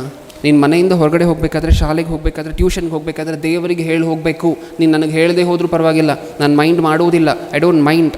ಪ್ರಾರ್ಥನೆ ಮಾಡಿದ ನಂತರನೇ ಹೊರಗಡೆ ಕಾಲಿಡಬೇಕು, ದೇವ್ರ ಹತ್ರ ಹೇಳಿದ ನಂತರನೇ ಹೊರಗಡೆ ಕಾಲಿಡಬೇಕು. ಎಷ್ಟು ಜನ ಹೇಳ್ಕೊಡ್ತಿದ್ದೀವಿ? ಆ ಒಂದಿನ ಬರುತ್ತೆ, ಇನ್ನೊಂದಷ್ಟು ವರ್ಷ ಆದ ನಂತರ ಅವಾಗ ತಂದೆ ತಾಯಿಯಂದಿರಲ್ಲಿ ಮಲಗಿದ್ರು ಹಾಸಿಗೆ ಮೇಲೆ, ಅವ್ರಿಗೂ ಯವ್ವನ ಕಾಲ ಬಂದಾಗ ತಂದೆ ತಾಯಿಯಂದಿರ ಮುಖವನ್ನು ನೋಡದೆ ಹೇಳದೆ ಹೊರಗಡೆ ಹೋಗ್ತಾರೆ. ಏನಕ್ಕೋಸ್ಕರ ಹೋದ್ರು ಹೊರಗಡೆ? ನೀವು ಚಿಕ್ಕ ವಯಸ್ಸಲ್ಲಿ ದೇವ್ರಿಗೆ ಹೇಳ್ಬಿಟ್ಟು ಹೋಗು ಅಂತ ಹೇಳ್ಕೊಟ್ಟಿಲ್ಲ, ಅದಕ್ಕೆ ದೊಡ್ಡವರಾದ ನಂತರ ಏನು ಮಾಡ್ತಿದ್ದಾರೆ? ನಿಮಗೂ ಹೇಳದೆ ಹೊರಗಡೆ ಹೋಗ್ತಿದ್ದಾರೆ. ಹೌದಾ? ಚಿಕ್ಕ ಮಕ್ಕಳ ಜೀವನದಲ್ಲಿ ಅವ್ರು ಯಾವ ಹಂತಕ್ಕೆ ದೇವರು ಅಂತಿರಬೇಕು ಅಂತ ಹೇಳಿದ್ರೆ, ಪೆನ್ಸಿಲ್ ಆಗೋಯ್ತಾ? ಪ್ರೈಮರಿ ಸ್ಕೂಲಲ್ಲಿ ಇರಬೇಕಾದ್ರೆ ಏನರಲ್ಲಿ ಬರಿತೀವಿ? ಪೆನ್ಸಿಲಲ್ಲಿ ಬರಿತೀವಿ. ಪೆನ್ಸಿಲ್ ಆಗೋಯ್ತಾ? ಹೊಸ ಪೆನ್ಸಿಲ್ ಬೇಕಾ? ಯಾರ ಹತ್ರ ಹೇಳಬೇಕು? ನಿಮ್ಮ ಮನೇಲಿ ನೀವು ಒಂದು ಪೆನ್ಸಿಲ್ ಡಬ್ಬ ಬಾಕ್ಸನ್ನು ತೊಗೊಂಡು ಬಂದು ಇಟ್ಕೊಂಡಿರ್ಬೋದು. ಅದರಲ್ಲಿ ಒಂದು 20-30 ಪೆನ್ಸಿಲ್ ಇರಬಹುದು, ಅದು ಬೀರೂಲಿ ಇರಬೇಕು. ಅವ್ರೊಂದು ಪೆನ್ಸಿಲ್ ಆಗೋಯ್ತು ಅಂತ ಹೇಳಿದ್ರೆ ನೆಕ್ಸ್ಟ್ ಪೆನ್ಸಿಲ್ ಕೊಡುವುದ್ರ ಮುಂಚೆ ಏನು ಹೇಳ್ಕೊಟ್ಟು ಕೊಡಬೇಕು? ನೀನು ಪೆನ್ಸಿಲ್ ಆಗೋಯ್ತಾ? ಫಸ್ಟ್ ಏನು ಮಾಡಬೇಕು? ದೇವ್ರ ಹತ್ರ ಕೇಳಬೇಕು. ನೀನು ಪೆನ್ಸಿಲ್ ಆಗೋಗಿದ್ದನ್ನು ಫಸ್ಟು ದೇವ್ರ ಹತ್ರ ಹೇಳಬೇಕು, ದೇವ್ರ ಹತ್ರ ಕೇಳಬೇಕು. ಆಮೇಲೆ ಬಂದು ನನ್ನ ಹತ್ರ ಹೇಳು, ಆಮೇಲೆ ನಾನು ನಿನಗೆ ಹೊಸದನ್ನು ಕೊಡ್ತೀನಿ. ಎಷ್ಟು ಜನ ಕ್ರೈಸ್ತ ಕುಟುಂಬದಲ್ಲಿ ಆಚಾರ ನಡೀತಿದೆ. ದೇವರ ಕೃಪೆಯಿಂದ ನನ್ನ ಚಿಕ್ಕ ವಯಸ್ಸಿಂದ ಹೀಗೆ ಬೆಳೆಸಿದ್ರು. ನಾನು ಪೆನ್ಸಿಲ್ ಆಗೋಯ್ತು ಅಂದರು, ರಬ್ಬರ್ ಆಗೋಯ್ತು ಅಂದರು, ಫಸ್ಟ್ ಹೋಗಿ ದೇವ್ರ ಹತ್ರನೇ ಕೇಳಬೇಕಿತ್ತು. ಆಮೇಲೆ ಬಂದು ನಮ್ಮ ಡ್ಯಾಡಿ ಹತ್ರ ಹೇಳಿದ್ರೆ ಆಮೇಲೆ ಫರ್ದರ್ ಪ್ರೋಗ್ರಾಮ್ಸ್. ಒಂದು ಚಿಕ್ಕದ ಆಟದ ವಸ್ತು, ತಿಂಡಿ ಬೇಕು ಅಂತ ಹೇಳಿದ್ರು ದೇವ್ರ ಹತ್ರ ಕೇಳಬೇಕಿತ್ತು. ಫಸ್ಟ್ ಬಂದಿದ ತಕ್ಷಣ ಪ್ರಶ್ನೆ ಏನು ಅಂತ ಹೇಳಿದ್ರೆ ದೇವ್ರ ಹತ್ರ ಕೇಳ್ದೆ, ದೇವ್ರಿಗೆ ಹೇಳ್ದೆ, ಆಮೇಲೆ ಬಂದು ನನ್ನ ಹತ್ರ ಹೇಳು.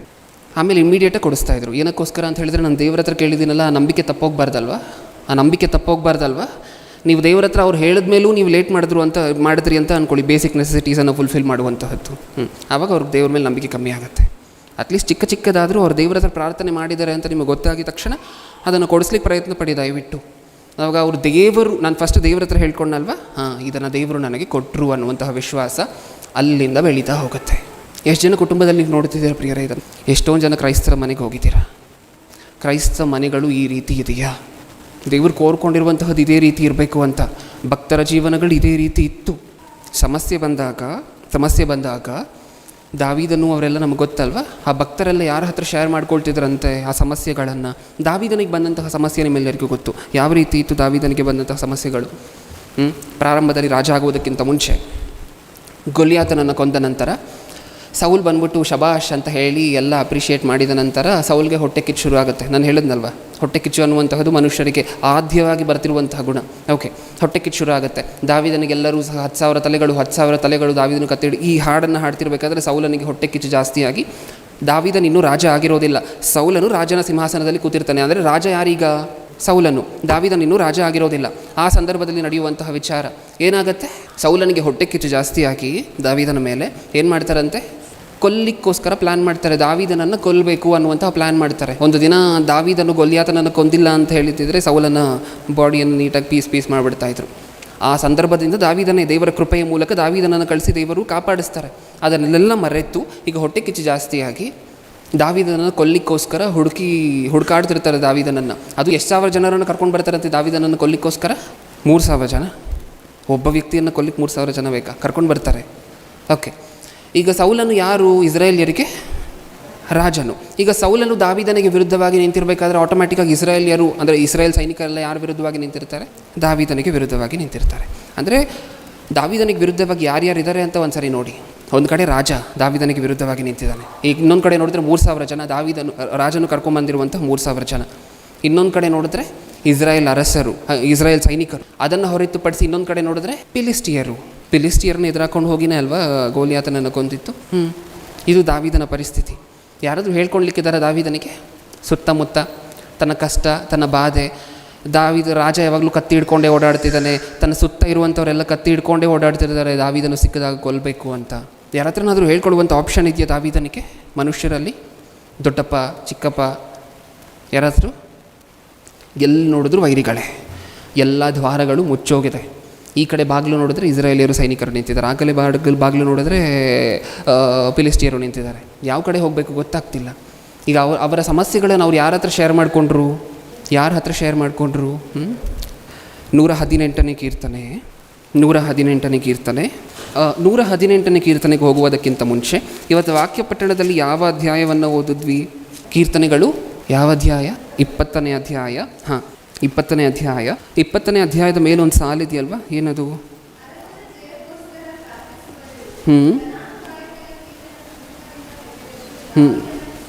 ದಾವೀದನ ಕೀರ್ತನೆ. ಯಾರ ಕೀರ್ತನೆ? ದಾವೀದನ ಕೀರ್ತನೆ. ಈಗ ದಾವೀದನ ಕೀರ್ತನೆ ಹಾಡ್ತಾ 20ನೇ ಅಧ್ಯಾಯ 1ನೇ ವಚನದಲ್ಲಿ ಏನು ಹೇಳಿದ್ದಾರೆ? ಸಾಕು. ಇಕ್ಕಟ್ಟಿನಲ್ಲಿ ಯೆಹೋವನು ನಿನ್ನ ಪ್ರಾರ್ಥನೆಯನ್ನು ಕೇಳಲಿ. ದಾವೀದನ ಪಕ್ಕ ಇನ್ನೊಬ್ಬ ವ್ಯಕ್ತಿಯನ್ನು ಕೂರಿಸ್ಕೊಂಡು ದಾವೀದನು ಇಕ್ಕಟ್ಟಿನಲ್ಲಿ ಬ್ರದರ್ ನಿಮ್ಮ ಪ್ರಾರ್ಥನೆಯನ್ನು ದೇವರು ಕೇಳಲಿ ಅಂದರು ಅಂತ ಅಂದ್ಕೊಳ್ಳಿ. ಅಂದರೆ ಆಟೋಮ್ಯಾಟಿಕ್ಕಾಗಿ ಆ ವ್ಯಕ್ತಿ ಏನು ಮಾಡಿರ್ಬೇಕು? ಈ ಮುಂಚೆ ನಿಮ್ಮ ಪ್ರಾರ್ಥನೆಯನ್ನು ದೇವರು ಕೇಳ್ತಾರೆ ಬ್ರದರ್ ಅಂತ ದಾವೀದನು ಹೇಳ್ತಿರ್ಬೇಕಾದ್ರೆ ಆ ಬ್ರದರ್ ಈಗಾಗಲೇ ಏನು ಮಾಡಿರಬೇಕು? ಇಕ್ಕಟ್ಟಿನಲ್ಲಿ ದೇವರಿಗೆ ಮೊರೆ ಇಟ್ಟಿರಬೇಕು. ಆ ಇಕ್ಕಟ್ಟಿನಲ್ಲಿ ನೀವು ಇಟ್ಟಂಥ ಮೊರೆಯನ್ನು ದೇವರು ಕೇಳಲಿ ಅಂತ ಹೇಳ್ತಿದ್ದಾರೆ. ಅಂದರೆ ಇನ್ನೊಬ್ರಿಗೆ ಹೇಳ್ಕೊಡ್ತಿದ್ದಾರೆ ಏನಂತ? ನಿಮಗೆ ಕಷ್ಟ ಬಂದಾಗ ಫಸ್ಟ್ ಶೇರ್ ಮಾಡ್ಕೋಬೇಕಾಗಿರುವಂತಹದ್ದು ಯಾರ ಹತ್ರ? ದೇವರ ಹತ್ರ. ಹೇಳ್ಕೊಡುವಂತಹದ್ದು ಮಾತ್ರ ಅಲ್ಲ. ಏಕೆಂದರೆ ನಮ್ಮೆಲ್ಲರಿಗೂ ಇನ್ನೊಂದು ದೊಡ್ಡ ಗುಣ ಇರುತ್ತೆ. ಏನದು? ಹೇಳುವಂತಹದ್ದು ಮಾತ್ರನೇ, ಮಾಡುವಂತಹದ್ದು ಇಲ್ಲ. ಹೌದಾ ಇಲ್ವಾ? ಹೇಳುವಂತಹದ್ದು ಸುಲಭವಾಗಿ ಹೇಳ್ತೀವಿ. ಆದರೆ ದಾವೀದನ್ನು ಹೇಳುವಂತಹದರ ಜೊತೆಗೆ ಪಕ್ಕದಲ್ಲಿರುವಂತಹ ವ್ಯಕ್ತಿಗೆ ದೇವರು ಇಕ್ಕಟ್ಟಿನಲ್ಲಿ ನೀವು ದೇವ್ರಿಗೆ ಮೊರೆ ಇಡಿ. ಮನುಷ್ಯರ ಮುಂದೆ ಹೇಳ್ಕೊಳ್ಲಿಕ್ಕೆ ಹೋಗಬೇಡಿ. ಮನುಷ್ಯರ ಮುಂದೆ ಹೇಳ್ಕೊಂಡ್ರೆ ಹೊಟ್ಟೆ ಕಿಚ್ಚುಪಡ್ತಾರೆ, ಇಲ್ಲ ಅಂತ ಹೇಳಿದ್ರೆ 4 ಜನಕ್ಕೆ ಹೇಳ್ಕೊಂಡು ಸುತ್ತಾಡ್ತಾರೆ. ದೇವರ ಬಳಿಯಲ್ಲಿ ಹೇಳಿ ಅಂತ ಹೇಳ್ತಾ ಅದನ್ನು ಬರೀ ಹೇಳುವುದಕ್ಕೆ ಮಾತ್ರ ಸೀಮಿತವಾಗಿರಲಿಲ್ಲ. ಮಾಡಿದ್ರೆ ತನ್ನ ಜೀವನದಲ್ಲಿ ಮಾಡಿದ್ರೆ 118ನೇ ಕೀರ್ತನೆಯನ್ನು ಒಂದ್ಸರಿ ಓದೋಣ. 118ನೇ ಕೀರ್ತನೆ. ಈ ಕೀರ್ತನೆಯನ್ನು ಯಾರು ಬರೆದಿರುವಂತಹದ್ದು ಅನ್ನುವಂತಹ ಸಾಲಿಡ್ ಎವಿಡೆನ್ಸ್ ಇಲ್ಲದೆ ಹೋದರು 118ನೇ ಕೀರ್ತನೆ ದಾವೀದನೇ ಬರೆದಿರಬಹುದು ಅನ್ನುವಂತಹ ಹಲವಾರು ಸಾಧ್ಯತೆಗಳು ಕಾಣಿಸ್ತಿರತ್ತೆ ಈ ಅಧ್ಯಾಯದಲ್ಲಿ. ಓಕೆ, 118 5ನೇ ವಚನವನ್ನು ಓದೋಣ. 118ನೇ ಅಧ್ಯಾಯ 5ನೇ ವಚನ. ಇಕ್ಕಟ್ಟಿನಲ್ಲಿ ಯೆಹೋವನಿಗೆ ಮೊರೆ ಇಟ್ಟೆನು, ಆತನು ಸದುತ್ತರವನ್ನು ದಯಪಾಲಿಸಿ ನನ್ನನ್ನು ವಿಶಾಲ ಸ್ಥಳದಲ್ಲಿ ಇಟ್ಟನು. ಏನರ್ಥ ಆಯಿತು ನಮಗೆ ಇದರಿಂದ? ಇವರೆಲ್ಲ ಏನು ಮಾಡ್ತಿದ್ದಾರೆ ಕಷ್ಟ ಬಂದಾಗ? ದೇವರಿಗೆ ಮೊರೆ. ನಾವು ಮನುಷ್ಯರ ಹತ್ರ ಹೇಳ್ಕೊಂಡು ಅಳ್ತಿದ್ದೀವಿ. ಅವ್ರಿಗಿರುವಂಥ ಕಷ್ಟಗಳನ್ನು ಸಹ ನೋಡಿದ್ವಲ್ವ ನಾವು, ಹೇಗಿತ್ತು? ಯಾವುದಾದ್ರೂ ಒಂದು ಕಡೆ ದಾರಿ ಇತ್ತ? ಯಾವುದಾದ್ರೂ ಒಂದು ಕಡೆ ಫಿಲಿಸ್ಟಿಯರು, ಇನ್ನೊಂದು ಕಡೆ ಇಸ್ರಾಯೇಲಿಯರು, ಇನ್ನೊಂದು ಕಡೆ ಸೌಲನ್ನು, ಇನ್ನೊಂದು ಕಡೆ ಆ 3,000 ಜನ. ಆ ಕಡೆ ಈ ಕಡೆ ಎಲ್ಲೂ ನೋಡಿಲ್ಲ ಪ್ರಿಯರೇ, ಒಂದೇ ಕಡೆ ನೋಡಿತು, ಮೇಲೆ ಕಡೆ, ಅಂದರೆ ದೇವರ ಕಡೆ ಅಂತ ಹೇಳಿ ಅದರ ಅರ್ಥ. ಇನ್ನೊಂದು ವಿಚಾರವನ್ನು ನನಗೆ ಹೇಳಿ, ನಮಗೆ ಸಮಸ್ಯೆಗಳು ಎಲ್ಲಿಂದ ಬರುವಂತಹದ್ದು? ಸಮಸ್ಯೆಗಳು ಈ ಪ್ರಶ್ನೆಯನ್ನು ಇನ್ನೊಂದು ಥರ ಕೇಳಬೇಕು ಅಂತ ಹೇಳಿದ್ರೆ, ನಮಗೆ ಸಮಸ್ಯೆಗಳು ಬರುವುದಕ್ಕಿಂತ ಮುಂಚೆ ಯಾರ ಅಪ್ಪಣೆ ಇರಬೇಕು? ದೇವರ ಅಪ್ಪಣೆ ಇರಬೇಕು. ಅಂದರೆ ಶಾರ್ಟಾಗಿ ಹೇಳಬೇಕು ಅಂತ ಹೇಳಿದ್ರೆ, ಇದನ್ನು ನಮಗೆ ಸಮಸ್ಯೆಗಳು ಬರುವಂತಹದ್ದು ಅಲ್ಲಿಂದಲೇ ಅಂತ ಅಂದ್ಕೊಳ್ಳಿ ಸ್ವಲ್ಪ ಹೊತ್ತು. ಯಾಕೆಂದರೆ ಅಲ್ಲಿಂದಲೇ ಬರಬೇಕಲ್ವ ಸಮಸ್ಯೆಗಳು, ಅಲ್ಲಿಂದಲೇ ಅಪ್ಪಣೆ ಸಿಗಬೇಕಲ್ವ. ಓಕೆ, ದೇವರ ಬಳಿಯಿಂದ. ಓಕೆ, ನಮಗೆ ಸಮಸ್ಯೆಗಳು ಅಲ್ಲಿಂದ ಬಂದರೆ ನಾವೇನು ಪ್ರಿಯರೇ ರೈಟಿಗೆ ಲೆಫ್ಟಿಗೆ ಮುಂದೆ ಹಿಂದೆ ಎಲ್ಲ ನೋಡ್ತಿದ್ದೀವಿ. ಸಮಸ್ಯೆ ಎಲ್ಲಿಂದ ಬಂತು ಅಲ್ಲೇ ನೋಡಬೇಕಲ್ವ ಮತ್ತೆ, ಹೌದಾ? ಏನಾದರೂ ಕಳ್ಕೊಂಡ್ರೆ ಎಲ್ಲಿ ಹುಡುಕ್ತೀವಿ? ಉಂಗುರವನ್ನು ಬೆಂಗಳೂರಲ್ಲಿ ಕಳ್ಕೊಂಡು ಮೈಸೂರಲ್ಲಿ ಹುಡುಕೋದಿಲ್ಲ ಅಲ್ವಾ? ಹುಡುಕ್ತೀವ ಯಾರಾದರೂ? ಇಲ್ಲ. ಸಮಸ್ಯೆಗಳು ಅಲ್ಲಿಂದ ಬರ್ತಿದೆ ಅಂತ ಹೇಳಿದ್ರೆ, ನಮಗೆ ಪರೀಕ್ಷೆ ಮಾಡಬೇಕಂದ್ರೂ ಸಮಸ್ಯೆ ಅಲ್ಲಿಂದನೇ ಬರುವಂತಹದ್ದು. ಅಪವಾದಿ ನಮ್ಮನ್ನು ಶೋಧನೆ ಪಡಿಸ್ಬೇಕಂದ್ರೂ ಅಲ್ಲಿಂದನೇ ಬರುವಂತಹದ್ದು. ಯಾಕೆಂದರೆ ದೇವರ ಅಪ್ಪಣೆ ಬೇಕು. ಏನಾಗಬೇಕಂದ್ರೂ ಅಲ್ಲಿಂದನೇ ಬರಬೇಕು ಅಪ್ಪಣೆ. ಈಗ ಕಷ್ಟ ಅಲ್ಲಿಂದ ಬಂದಿದೆ ಅಂತ ಹೇಳಿದ್ರೆ ರೈಟಿಗೆ ಲೆಫ್ಟಿಗೆಲ್ಲ ಏನಕ್ಕೋಸ್ಕರ ನೋಡ್ತಿದ್ದೀವಿ? ಅಲ್ಲೇ ನೋಡಬೇಕಲ್ವ ಮತ್ತೆ. ದೇವರ ಕನಸೇನು? ಯೆರೆಮೀಯನ ಗ್ರಂಥ 33:3 ನಾವೇನು ಓದ್ಕೊಂಡ್ವಿ? ಇನ್ನೊಂದು ಸರಿ ಓದೋಣ ವಚನವನ್ನು. ಯೆರೆಮೀಯನ ಗ್ರಂಥ, ನನ್ನನ್ನು ಕೇಳಿಕೋ, 33ನೇ ಅಧ್ಯಾಯ 3ನೇ ವಚನ. ನನ್ನನ್ನು ಕೇಳಿಕೋ, ನಾನು ನಿನಗೆ ಸದುತ್ತರವನ್ನು ದಯಪಾಲಿಸುವೆನು. ದೇವರು ಬೇಡ್ಕೊಳ್ತಿದ್ದಾರೆ. ಏನಂತ? ತಮ್ಮ ಮಕ್ಕಳ ಹತ್ರ ಬೇಡ್ಕೊಳ್ತಿದ್ದಾರೆ. ಮಕ್ಕಳ, ನೀವು ಏನಕ್ಕೋಸ್ಕರ ಪಕ್ಕದ ಮನೆಯವ್ರಿಗೆ, ಇವ್ರಿಗೆ ದೂರದ ಸಂಬಂಧಿಕರಿಗೆ, ಬಂಧು ಬಳಗಕ್ಕೆಲ್ಲ ಹೇಳ್ತಿದ್ದೀರಾ? ಅವ್ರ ಕೈಲಿ ಏನೂ ಮಾಡೋಕ್ಕಾಗೋದಿಲ್ಲ ಕಣ್ರೋ ಅಂತ ಅಂತಿದ್ದಾರೆ ದೇವರು. ಏನಂತಿದ್ದಾರೆ? ನಿಮಗಿರುವಂಥ ಪ್ರಾಬ್ಲಮ್ಸನ್ನು ಅವ್ರ ಬಳಿಯಲ್ಲಿ ನೀವು ಹೇಳ್ಕೊಂಡಾಗ ಏನೂ ಮಾಡಲಿಕ್ಕಾಗೋದಿಲ್ಲ ಕಣ್ರೋ ಅವರಿಗೆ. ದಯವಿಟ್ಟು ನಿಮ್ಮ ಸಮಸ್ಯೆಗಳನ್ನು ಯಾರ ಬಳಿ ಹೇಳ್ಕೊಳ್ಳಿ? ನನ್ನ ಹತ್ರ ಹೇಳ್ಕೊಳ್ಳಿ. ನಾನು ಅದಕ್ಕೆ ಸದುತ್ತರವನ್ನು ಕೊಡ್ತೀನಿ. ಅದನ್ನ ತಕ್ಷಣ ನಾನು ಬಗೆಹರಿಸ್ತಿರಬಹುದು, ಅದಕ್ಕೊಂದು ಕಾರಣ ಇರುತ್ತೆ. ತಕ್ಕ ಸಮಯದಲ್ಲಿ ಅದನ್ನು ಬಗೆಹರಿಸ್ತೀನಿ. ದೇವರು ಬೇಡ್ಕೊಳ್ತಿದ್ದಾರೆ ನಮ್ಮ ಹತ್ರ. ಏನಂತ? ನನ್ನ ಹತ್ರ ಹೇಳ್ಕೊಳ್ಳಿ ಪ್ಲೀಸ್.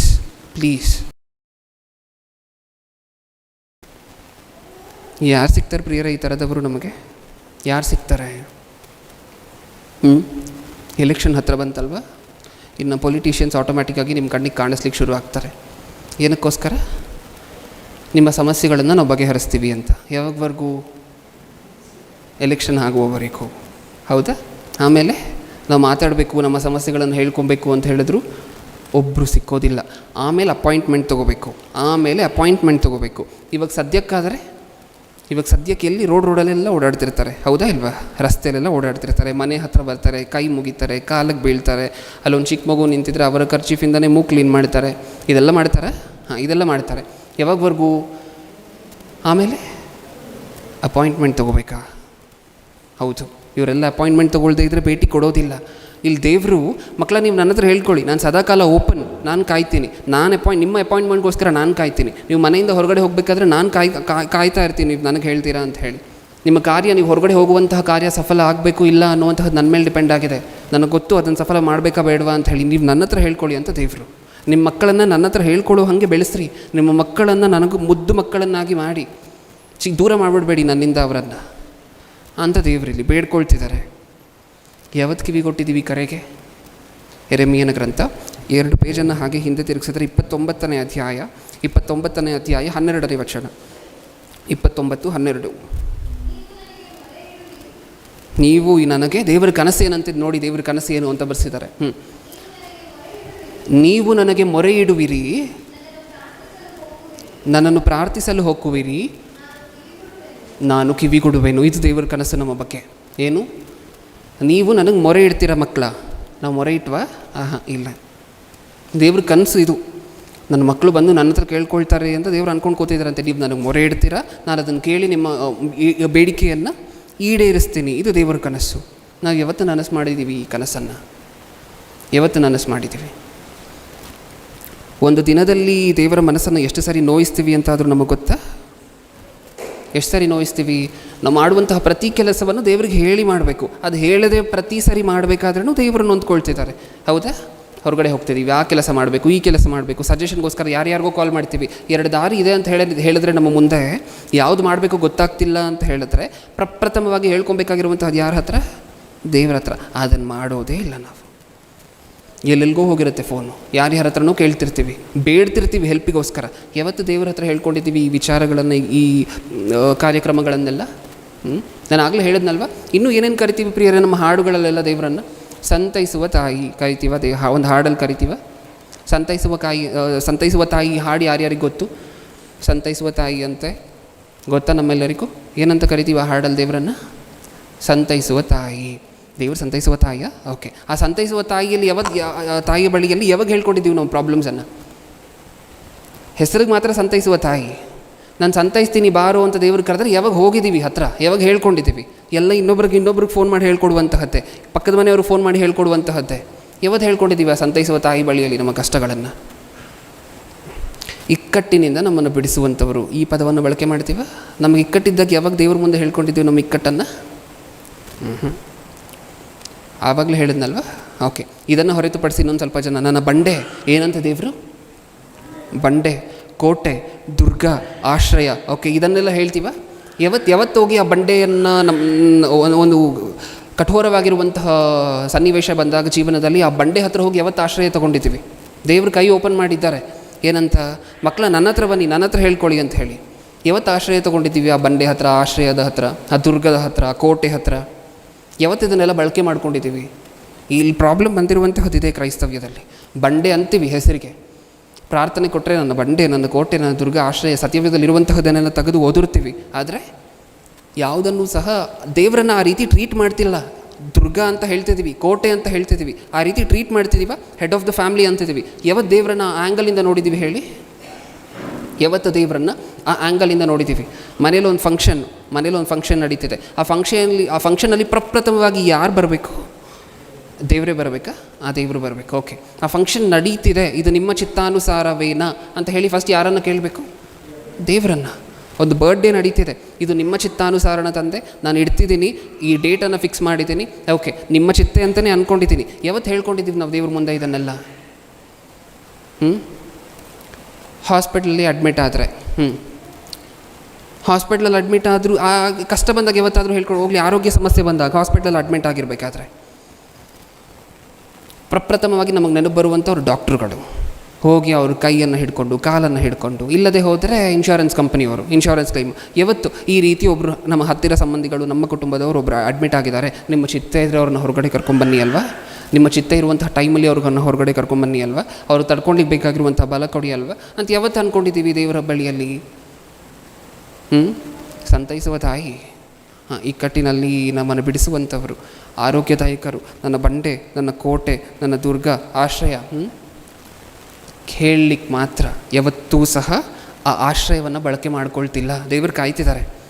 ಇದೆಲ್ಲ ನಾನು ಆಗ್ಲಿಕ್ಕೆ ರೆಡಿ, ಇದೆಲ್ಲ ನಾನು ನಿಮ್ಮ ಮನೆಗೆ ಆಗ್ಲಿಕ್ಕೆ ರೆಡಿ. ನಿಮ್ಮ ಮನೆಗೆ ನಾನು ದುರ್ಗ ಆಗ್ತೀನಿ, ನಿಮ್ಮ ಮನೆಗೆ ನಾನು ಕೋಟೆ ಆಗ್ತೀನಿ, ಆಶ್ರಯ ಆಗ್ತೀನಿ, ಪ್ರತಿಯೊಂದು ಆಗ್ತೀನಿ. ಆದರೆ ಯಾವತ್ತು ನೀವು ಬಂದು ನನ್ನನ್ನು ಅಪ್ರೋಚ್ ಮಾಡಿದ್ದೀರಾ? ಆ ಬಾರ್ಬರ್ ಶಾಪ್, ಆ ಸಲೂನ್ನ ಉದಾಹರಣೆ ನಮ್ಮೆಲ್ಲರಿಗೂ ಗೊತ್ತಲ್ವ? ತುಂಬ ಸಂದೇಶಗಳಲ್ಲಿ ನೀವು ಕೇಳಿದ್ದೀರಾ ಈಗಾಗಲೇ. ಏನದು? ಮನುಷ್ಯರ ಗುಣ ಎಂತಹದ್ದು ಅಂತ ಹೇಳಿದ್ರೆ, ಅವ್ರಿಗೆ ಕಷ್ಟ ಬಂದಾಗ ದೇವರಿದ್ದಾರ ಅಂತಾರೆ. ಯಾವತ್ತು ಹೇಳ್ಕೊಂಡಿದ್ರು ಇವರು ದೇವ್ರ ಹತ್ರ?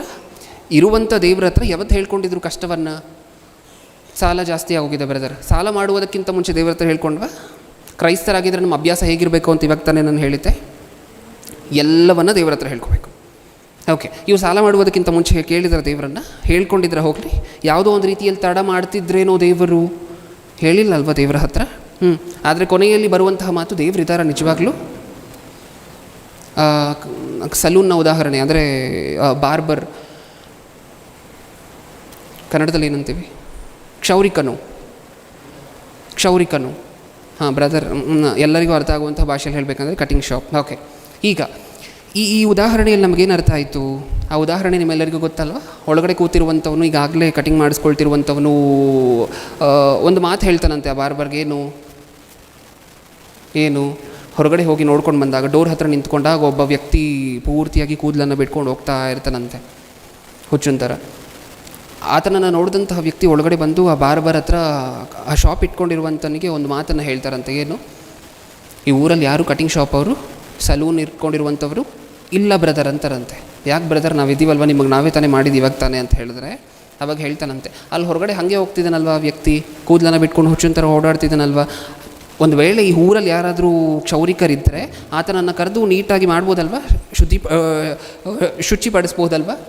ಏನಕ್ಕೋಸ್ಕರ ಈ ಊರಲ್ಲಿ ಯಾರೂ ಸಹ ಕ್ಷೌರಿಕರು ಇಲ್ಲ ಬ್ರದರ್. ಏಕೆಂದರೆ ಆ ವ್ಯಕ್ತಿ ಹಂಗಿದ್ದಾನೆ ಅಂತ ಹೇಳಿದ್ರೆ ನಾನು ಬರುವಂಥ ಕನ್ಕ್ಲೂಷನ್ ಏನು, ಈ ಊರಲ್ಲಿ ಯಾರೂ ಕ್ಷೌರಿಕರಿಲ್ಲ. ಆವಾಗ ಶಾಪ್ ಇಟ್ಕೊಂಡಿರುವಂತಹ ಮಾಲೀಕನ ಹೇಳ್ತಾನಂತೆ, ಏನಂತ, ಅವನೊಳಗೆ ಬರಬೇಕಲ್ವ, ನಾನು ಕ್ಷೌರಿಕನ ಶಾಪನ್ನು ಇಟ್ಕೊಂಡಿದ್ದೀನಿ ಹೌದು, ಸಲೂನನ್ನು ಇಟ್ಕೊಂಡಿದ್ದೀನಿ ಹೌದು, ಆದರೆ ಒಳಗಡೆ ಬಂದು ತನ್ನನ್ನು ಶುಚಿಪಡಿಸ್ಕೊಂಡು ಹೋಗಬೇಕಾಗಿರುವಂತಹ ಜವಾಬ್ದಾರಿ ಯಾರ್ದು? ಆ ವ್ಯಕ್ತಿಯದ್ದು. ತಾನೇ ಬರಬೇಕು, ತಾನೇ ಒಳಗಡೆ ಬರಬೇಕು. ಇದರಿಂದ ನಮಗೇನರ್ಥ ಆಯಿತು? ನಾವು ದೇವರ ಬಳಿಯಲ್ಲಿ ಹೋಗಬೇಕು, ನಮಗಿರುವಂತಹದನ್ನು ದೇವರ ಹತ್ರ ಹೇಳ್ಕೊಬೇಕು. ಸಂತೋಷಕರವಾಗಿರುವಂತಹದ್ದಾದರೂ ಆಗಲಿ, ದುಃಖಕರವಾಗಿರುವಂತಹದ್ದಾದರೂ ಆಗಲಿ. ನಾವು ತಂದೆ ಅಂತ ದೇವರನ್ನು ಕರಿತಿದ್ದೀವಿ ಅಂತ ಹೇಳಿದ್ರೆ ಅದರ ಅರ್ಥ ಏನು ಪ್ರಿಯರೇ? ನಾವು ತಂದೆ ಅಂತ ಹೇಳಿ ದೇವರನ್ನು ಕರಿತಿದ್ದೀವಿ ಅಂತ ಹೇಳಿದ್ರೆ ಅದಕ್ಕೆ ಅರ್ಥ ಏನು?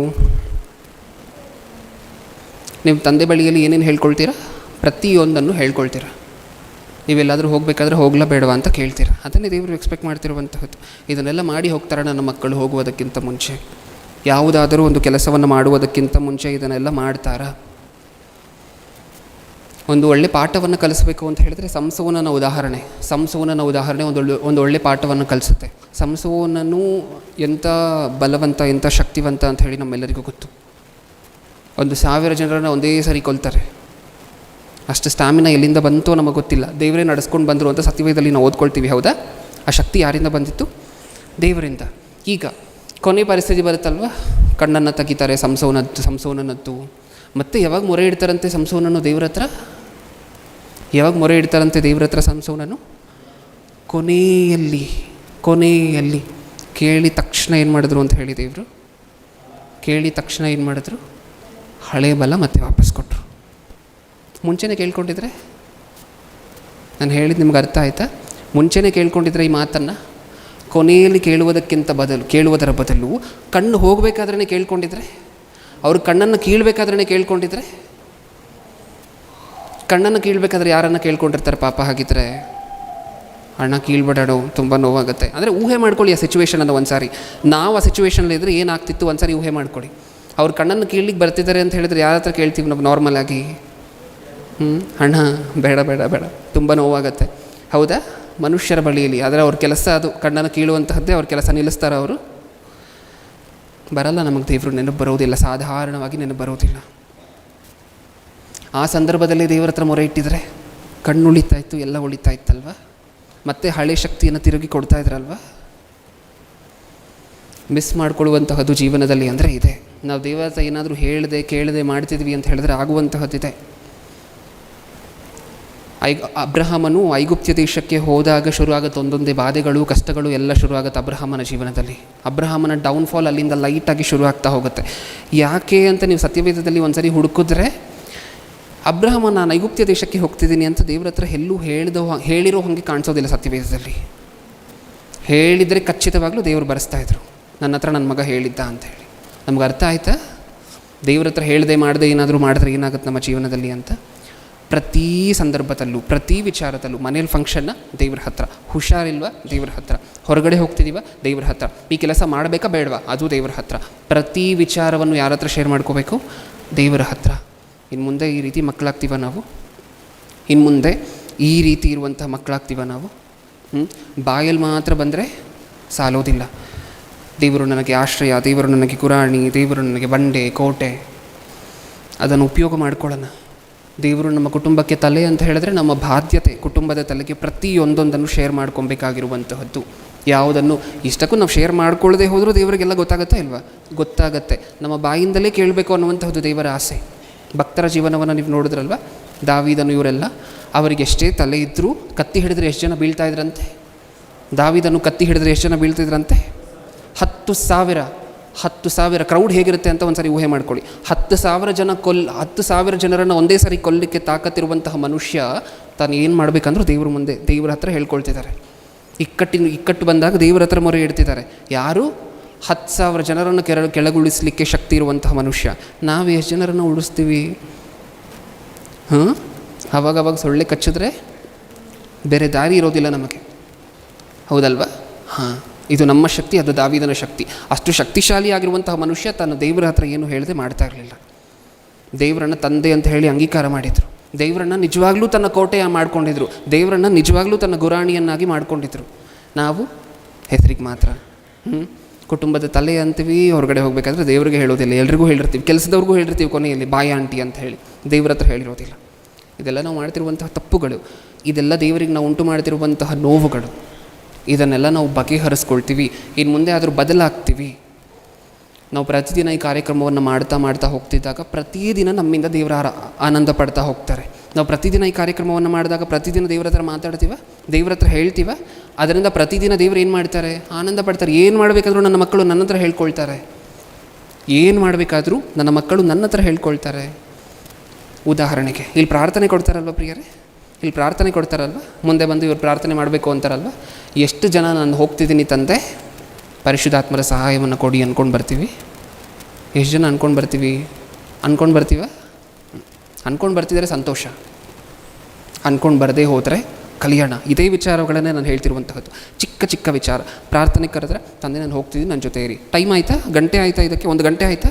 ಇಲ್ಲ, ಕ್ಷಣದಲ್ಲಿ ಹೇಳಿ ಮುಗಿಸಿದ್ವಿ. ಕ್ಷಣದಲ್ಲಿ ನಿಮ್ಮ ಪ್ರಾರ್ಥನೆಯೇ ನಿಮ್ಮ ತಂದೆ ಕೇಳ್ತಾರೆ. ಈ ಕೆಲಸಗಳನ್ನು ಇನ್ನು ಮುಂದೆ ಮಾಡೋಣ. ಈ ರೀತಿ ನಾವು ಬದಲಾಗ್ತೀವಿ, ಈ ರೀತಿ ಇರ್ತೀವಿ ಅನ್ನುವಂತಹದನ್ನು ಆಶಿಸ್ತಾ ನನ್ನ ಮಾತನ್ನು ಮುಗಿಸ್ತಿದ್ದೀನಿ. ಕಣ್ಮುಚ್ಚಿ ಪ್ರಾರ್ಥನೆ ಮಾಡಿ ಮುಗಿಸ್ಕೊಳ್ಳೋಣ. ಪ್ರೀತಿಯುಳ್ಳ ಪರಲೋಕದಲ್ಲಿರುವ ನಮ್ಮ ತಂದೆ, ಹೌದು ಅಪ್ಪ, ನಾವು ಭೇಟಿ ಮಾಡಬೇಕು, ನಮ್ಮ ಸಮಸ್ಯೆಗಳನ್ನು ಹೇಳ್ಕೋಬೇಕು, ನಮ್ಮ ಕಷ್ಟಗಳನ್ನು ಹೇಳ್ಕೋಬೇಕು ಅಂದರೂ ಪ್ರಪಂಚದಲ್ಲಿರುವಂತಹ ಮನುಷ್ಯರು ನಮ್ಮ ಕೈಗೆ ಸಿಕ್ಕೋದಿಲ್ಲ ತಂದೆ. ಒಬ್ಬ ಅಧಿಕಾರಿ, ಒಬ್ಬ MLA, ಒಬ್ಬ MP ಯಾರೂ ಸಹ ನಮ್ಮ ಕಷ್ಟಗಳನ್ನು ಕೇಳಲಿಕ್ಕೆ ರೆಡಿ ಇಲ್ಲ ತಂದೆ. ನೀವು ಸದಾಕಾಲ ಕೈ ಚಾಚಿ ಬನ್ನಿ ಮಕ್ಕಳ, ನನ್ನ ಹತ್ರ ಹೇಳ್ಕೊಳ್ಳಿ. ನಿಮಗೆ ಕಷ್ಟ ಬಂತ ನನ್ನ ಹತ್ರ ಹೇಳ್ಕೊಳ್ಳಿ, ನಿಮಗೆ ದುಃಖ ಬಂತ ನನ್ನ ಹತ್ರ ಹೇಳ್ಕೊಳ್ಳಿ, ನಿಮಗೆ ಸಂತೋಷಕರವಾಗಿರುವಂಥ ವಿಚಾರ ಆಯಿತಾ ನನ್ನ ಹತ್ರ ಶೇರ್ ಮಾಡ್ಕೊಳ್ಳಿ. ನನಗೆ ಕೃತಜ್ಞತೆ ಸಲ್ಲಿಸಿ. ನೀವು ಯಾವುದೇ ಕೆಲಸವನ್ನು ಮಾಡುವುದಕ್ಕಿಂತ ಮುಂಚೆ ನನ್ನ ಹತ್ರ ಹೇಳಿ ಅಂತ ನೀವು ಸದಾಕಾಲ ಕೈ ಚಾಚಿರಬೇಕಾದ್ರೂ ಸಹ ಮನುಷ್ಯರು ನನ್ನ ಹತ್ರ ಹೇಳಬೇಡಿ, ಅವ್ರು ನಮ್ಮ ಕೈಗೆ ಸಿಕ್ಕದೇ ಹೋದರೂ ಅವ್ರ ಹತ್ರ ನಾವು ಹೇಳಲಿಕ್ಕೆ ಪ್ರಯಾಸ ಪಡ್ತಿದ್ದೀವಿ. ನೀವು ಸದಾಕಾಲ ನನ್ನ ಹತ್ರ ಹೇಳಿ ಅಂತ ಕೈ ಚಾಚಿರಬೇಕಾದ್ರೂ ಸಹ ನಾವು ನಿಮ್ಮ ಹತ್ರ ಬರದೇ ಹೋಗ್ತಿರುವಂತಹ ಮಕ್ಕಳಾಗ್ತಿದ್ದೀವಿ ತಂದೆ. ಈ ರೀತಿ ಅಲ್ಲದೆ ನಮ್ಮ ಜೀವನಗಳನ್ನು, ನಮ್ಮ ಬದುಕುಗಳನ್ನು ನಾವು ಬದಲಾಯಿಸಿಕೊಂಡು ಪ್ರತಿ ಚಿಕ್ಕ ವಿಚಾರವನ್ನೂ ಸಹ ನಾವು ನಿಮ್ಮ ಹತ್ರನೇ ಹೇಳ್ಕೊಳ್ತೀವಿ. ಮುಂದೆ ಪ್ರಪ್ರಥಮವಾಗಿ ನಿಮ್ಮ ಹತ್ರನೇ ಹೇಳ್ಕೊಳ್ತೀವಿ. ಜೊತೆಗಾರರು ಅಂತೀವಿ, ಆದರೆ ನಮ್ಮ ಜೊತೆ ನೀವು ಇರುವಂತಹದನ್ನು ಮರಿತೀವಿ. ಯಾರಿಗೋ ಕಾಲ್ ಮಾಡಿ ಹೇಳುವಂತಹದ್ದು. ನಮ್ಮ ಸ್ನೇಹಿತನು ಅಂತ ಹೇಳಿ ಕರಿತೀವಿ, ಸ್ನೇಹಿತನಾಗಿ ಸದಾಕಾಲ ನಮ್ಮ ಜೊತೆ ನೀವಿದ್ದರೂ ಸಹ ಇನ್ಯಾರಿಗೋ ಹೇಳುವಂತಹದ್ದು, ನಿಮ್ಮನ್ನು ಮರೆಯುವಂತಹದ್ದು. ಈಗಾಗಲೇ ತುಂಬ ನಿಮ್ಮ ಮನಸ್ಸನ್ನು ನೋಯಿಸಿದ್ದೀವಿ. ಮನೆಗೆ ತಲೆ ಅಂತ ಹೇಳ್ತೀವಿ, ತಲೆಗೆ ಸಿಕ್ಕಬೇಕಾಗಿರುವಂತಹ ಗೌರವವನ್ನು ಯಾವತ್ತೂ ನಿಮಗೆ ನಾವು ದಕ್ಕಿಸಿಲ್ಲ. ನಮ್ಮನ್ನು ಕ್ಷಮಿಸಿ ಅನ್ನುವಂಥ ಬೇಡಿಕೆಯನ್ನು ನಿಮ್ಮ ಮುಂದೆ ಇಡ್ತಾ, ಇನ್ನು ಮುಂದೆ ನಿಮಗೆ ಮುದ್ದು ಮಕ್ಕಳಾಗಿ ಜೀವನ ಮಾಡಲಿಕ್ಕೆ ಕೃಪೆ ಕೊಡಿ, ಭಾಗ್ಯವನ್ನು ದಯಪಾಲಿಸಿ ಅನ್ನುವಂಥ ಕೋರಿಕೆ ನಿಮ್ಮ ಮುಂದೆ ಇಡ್ತಾ, 2ನೇ ಸಂದೇಶವನ್ನು ಕೇಳಬೇಕಾದ್ರೆ ಅದನ್ನು ಅಂಗೀಕಾರ ಮಾಡಲಿಕ್ಕೆ ಬೇಕಾಗಿರುವಂಥ ವಿವೇಕವನ್ನು, ಜ್ಞಾನವನ್ನು ನಮಗೆ ದಯಪಾಲಿಸಿ ಅನ್ನುವಂಥ ಕೋರಿಕೆ ನಿಮ್ಮ ಮುಂದೆ ಇಡ್ತಾ, ನನ್ನ ಪ್ರಾರ್ಥನೆ ಯೇಸು ಕ್ರಿಸ್ತರ ನಾಮದಲ್ಲಿ ಸಮರ್ಪಿಸಿ ಬೇಡಿಕೊಳ್ಳುತ್ತಿದ್ದೇನೆ, ಪರಲೋಕದಲ್ಲಿರುವ ನಮ್ಮ ತಂದೆಯೇ. ಆಮೆನ್.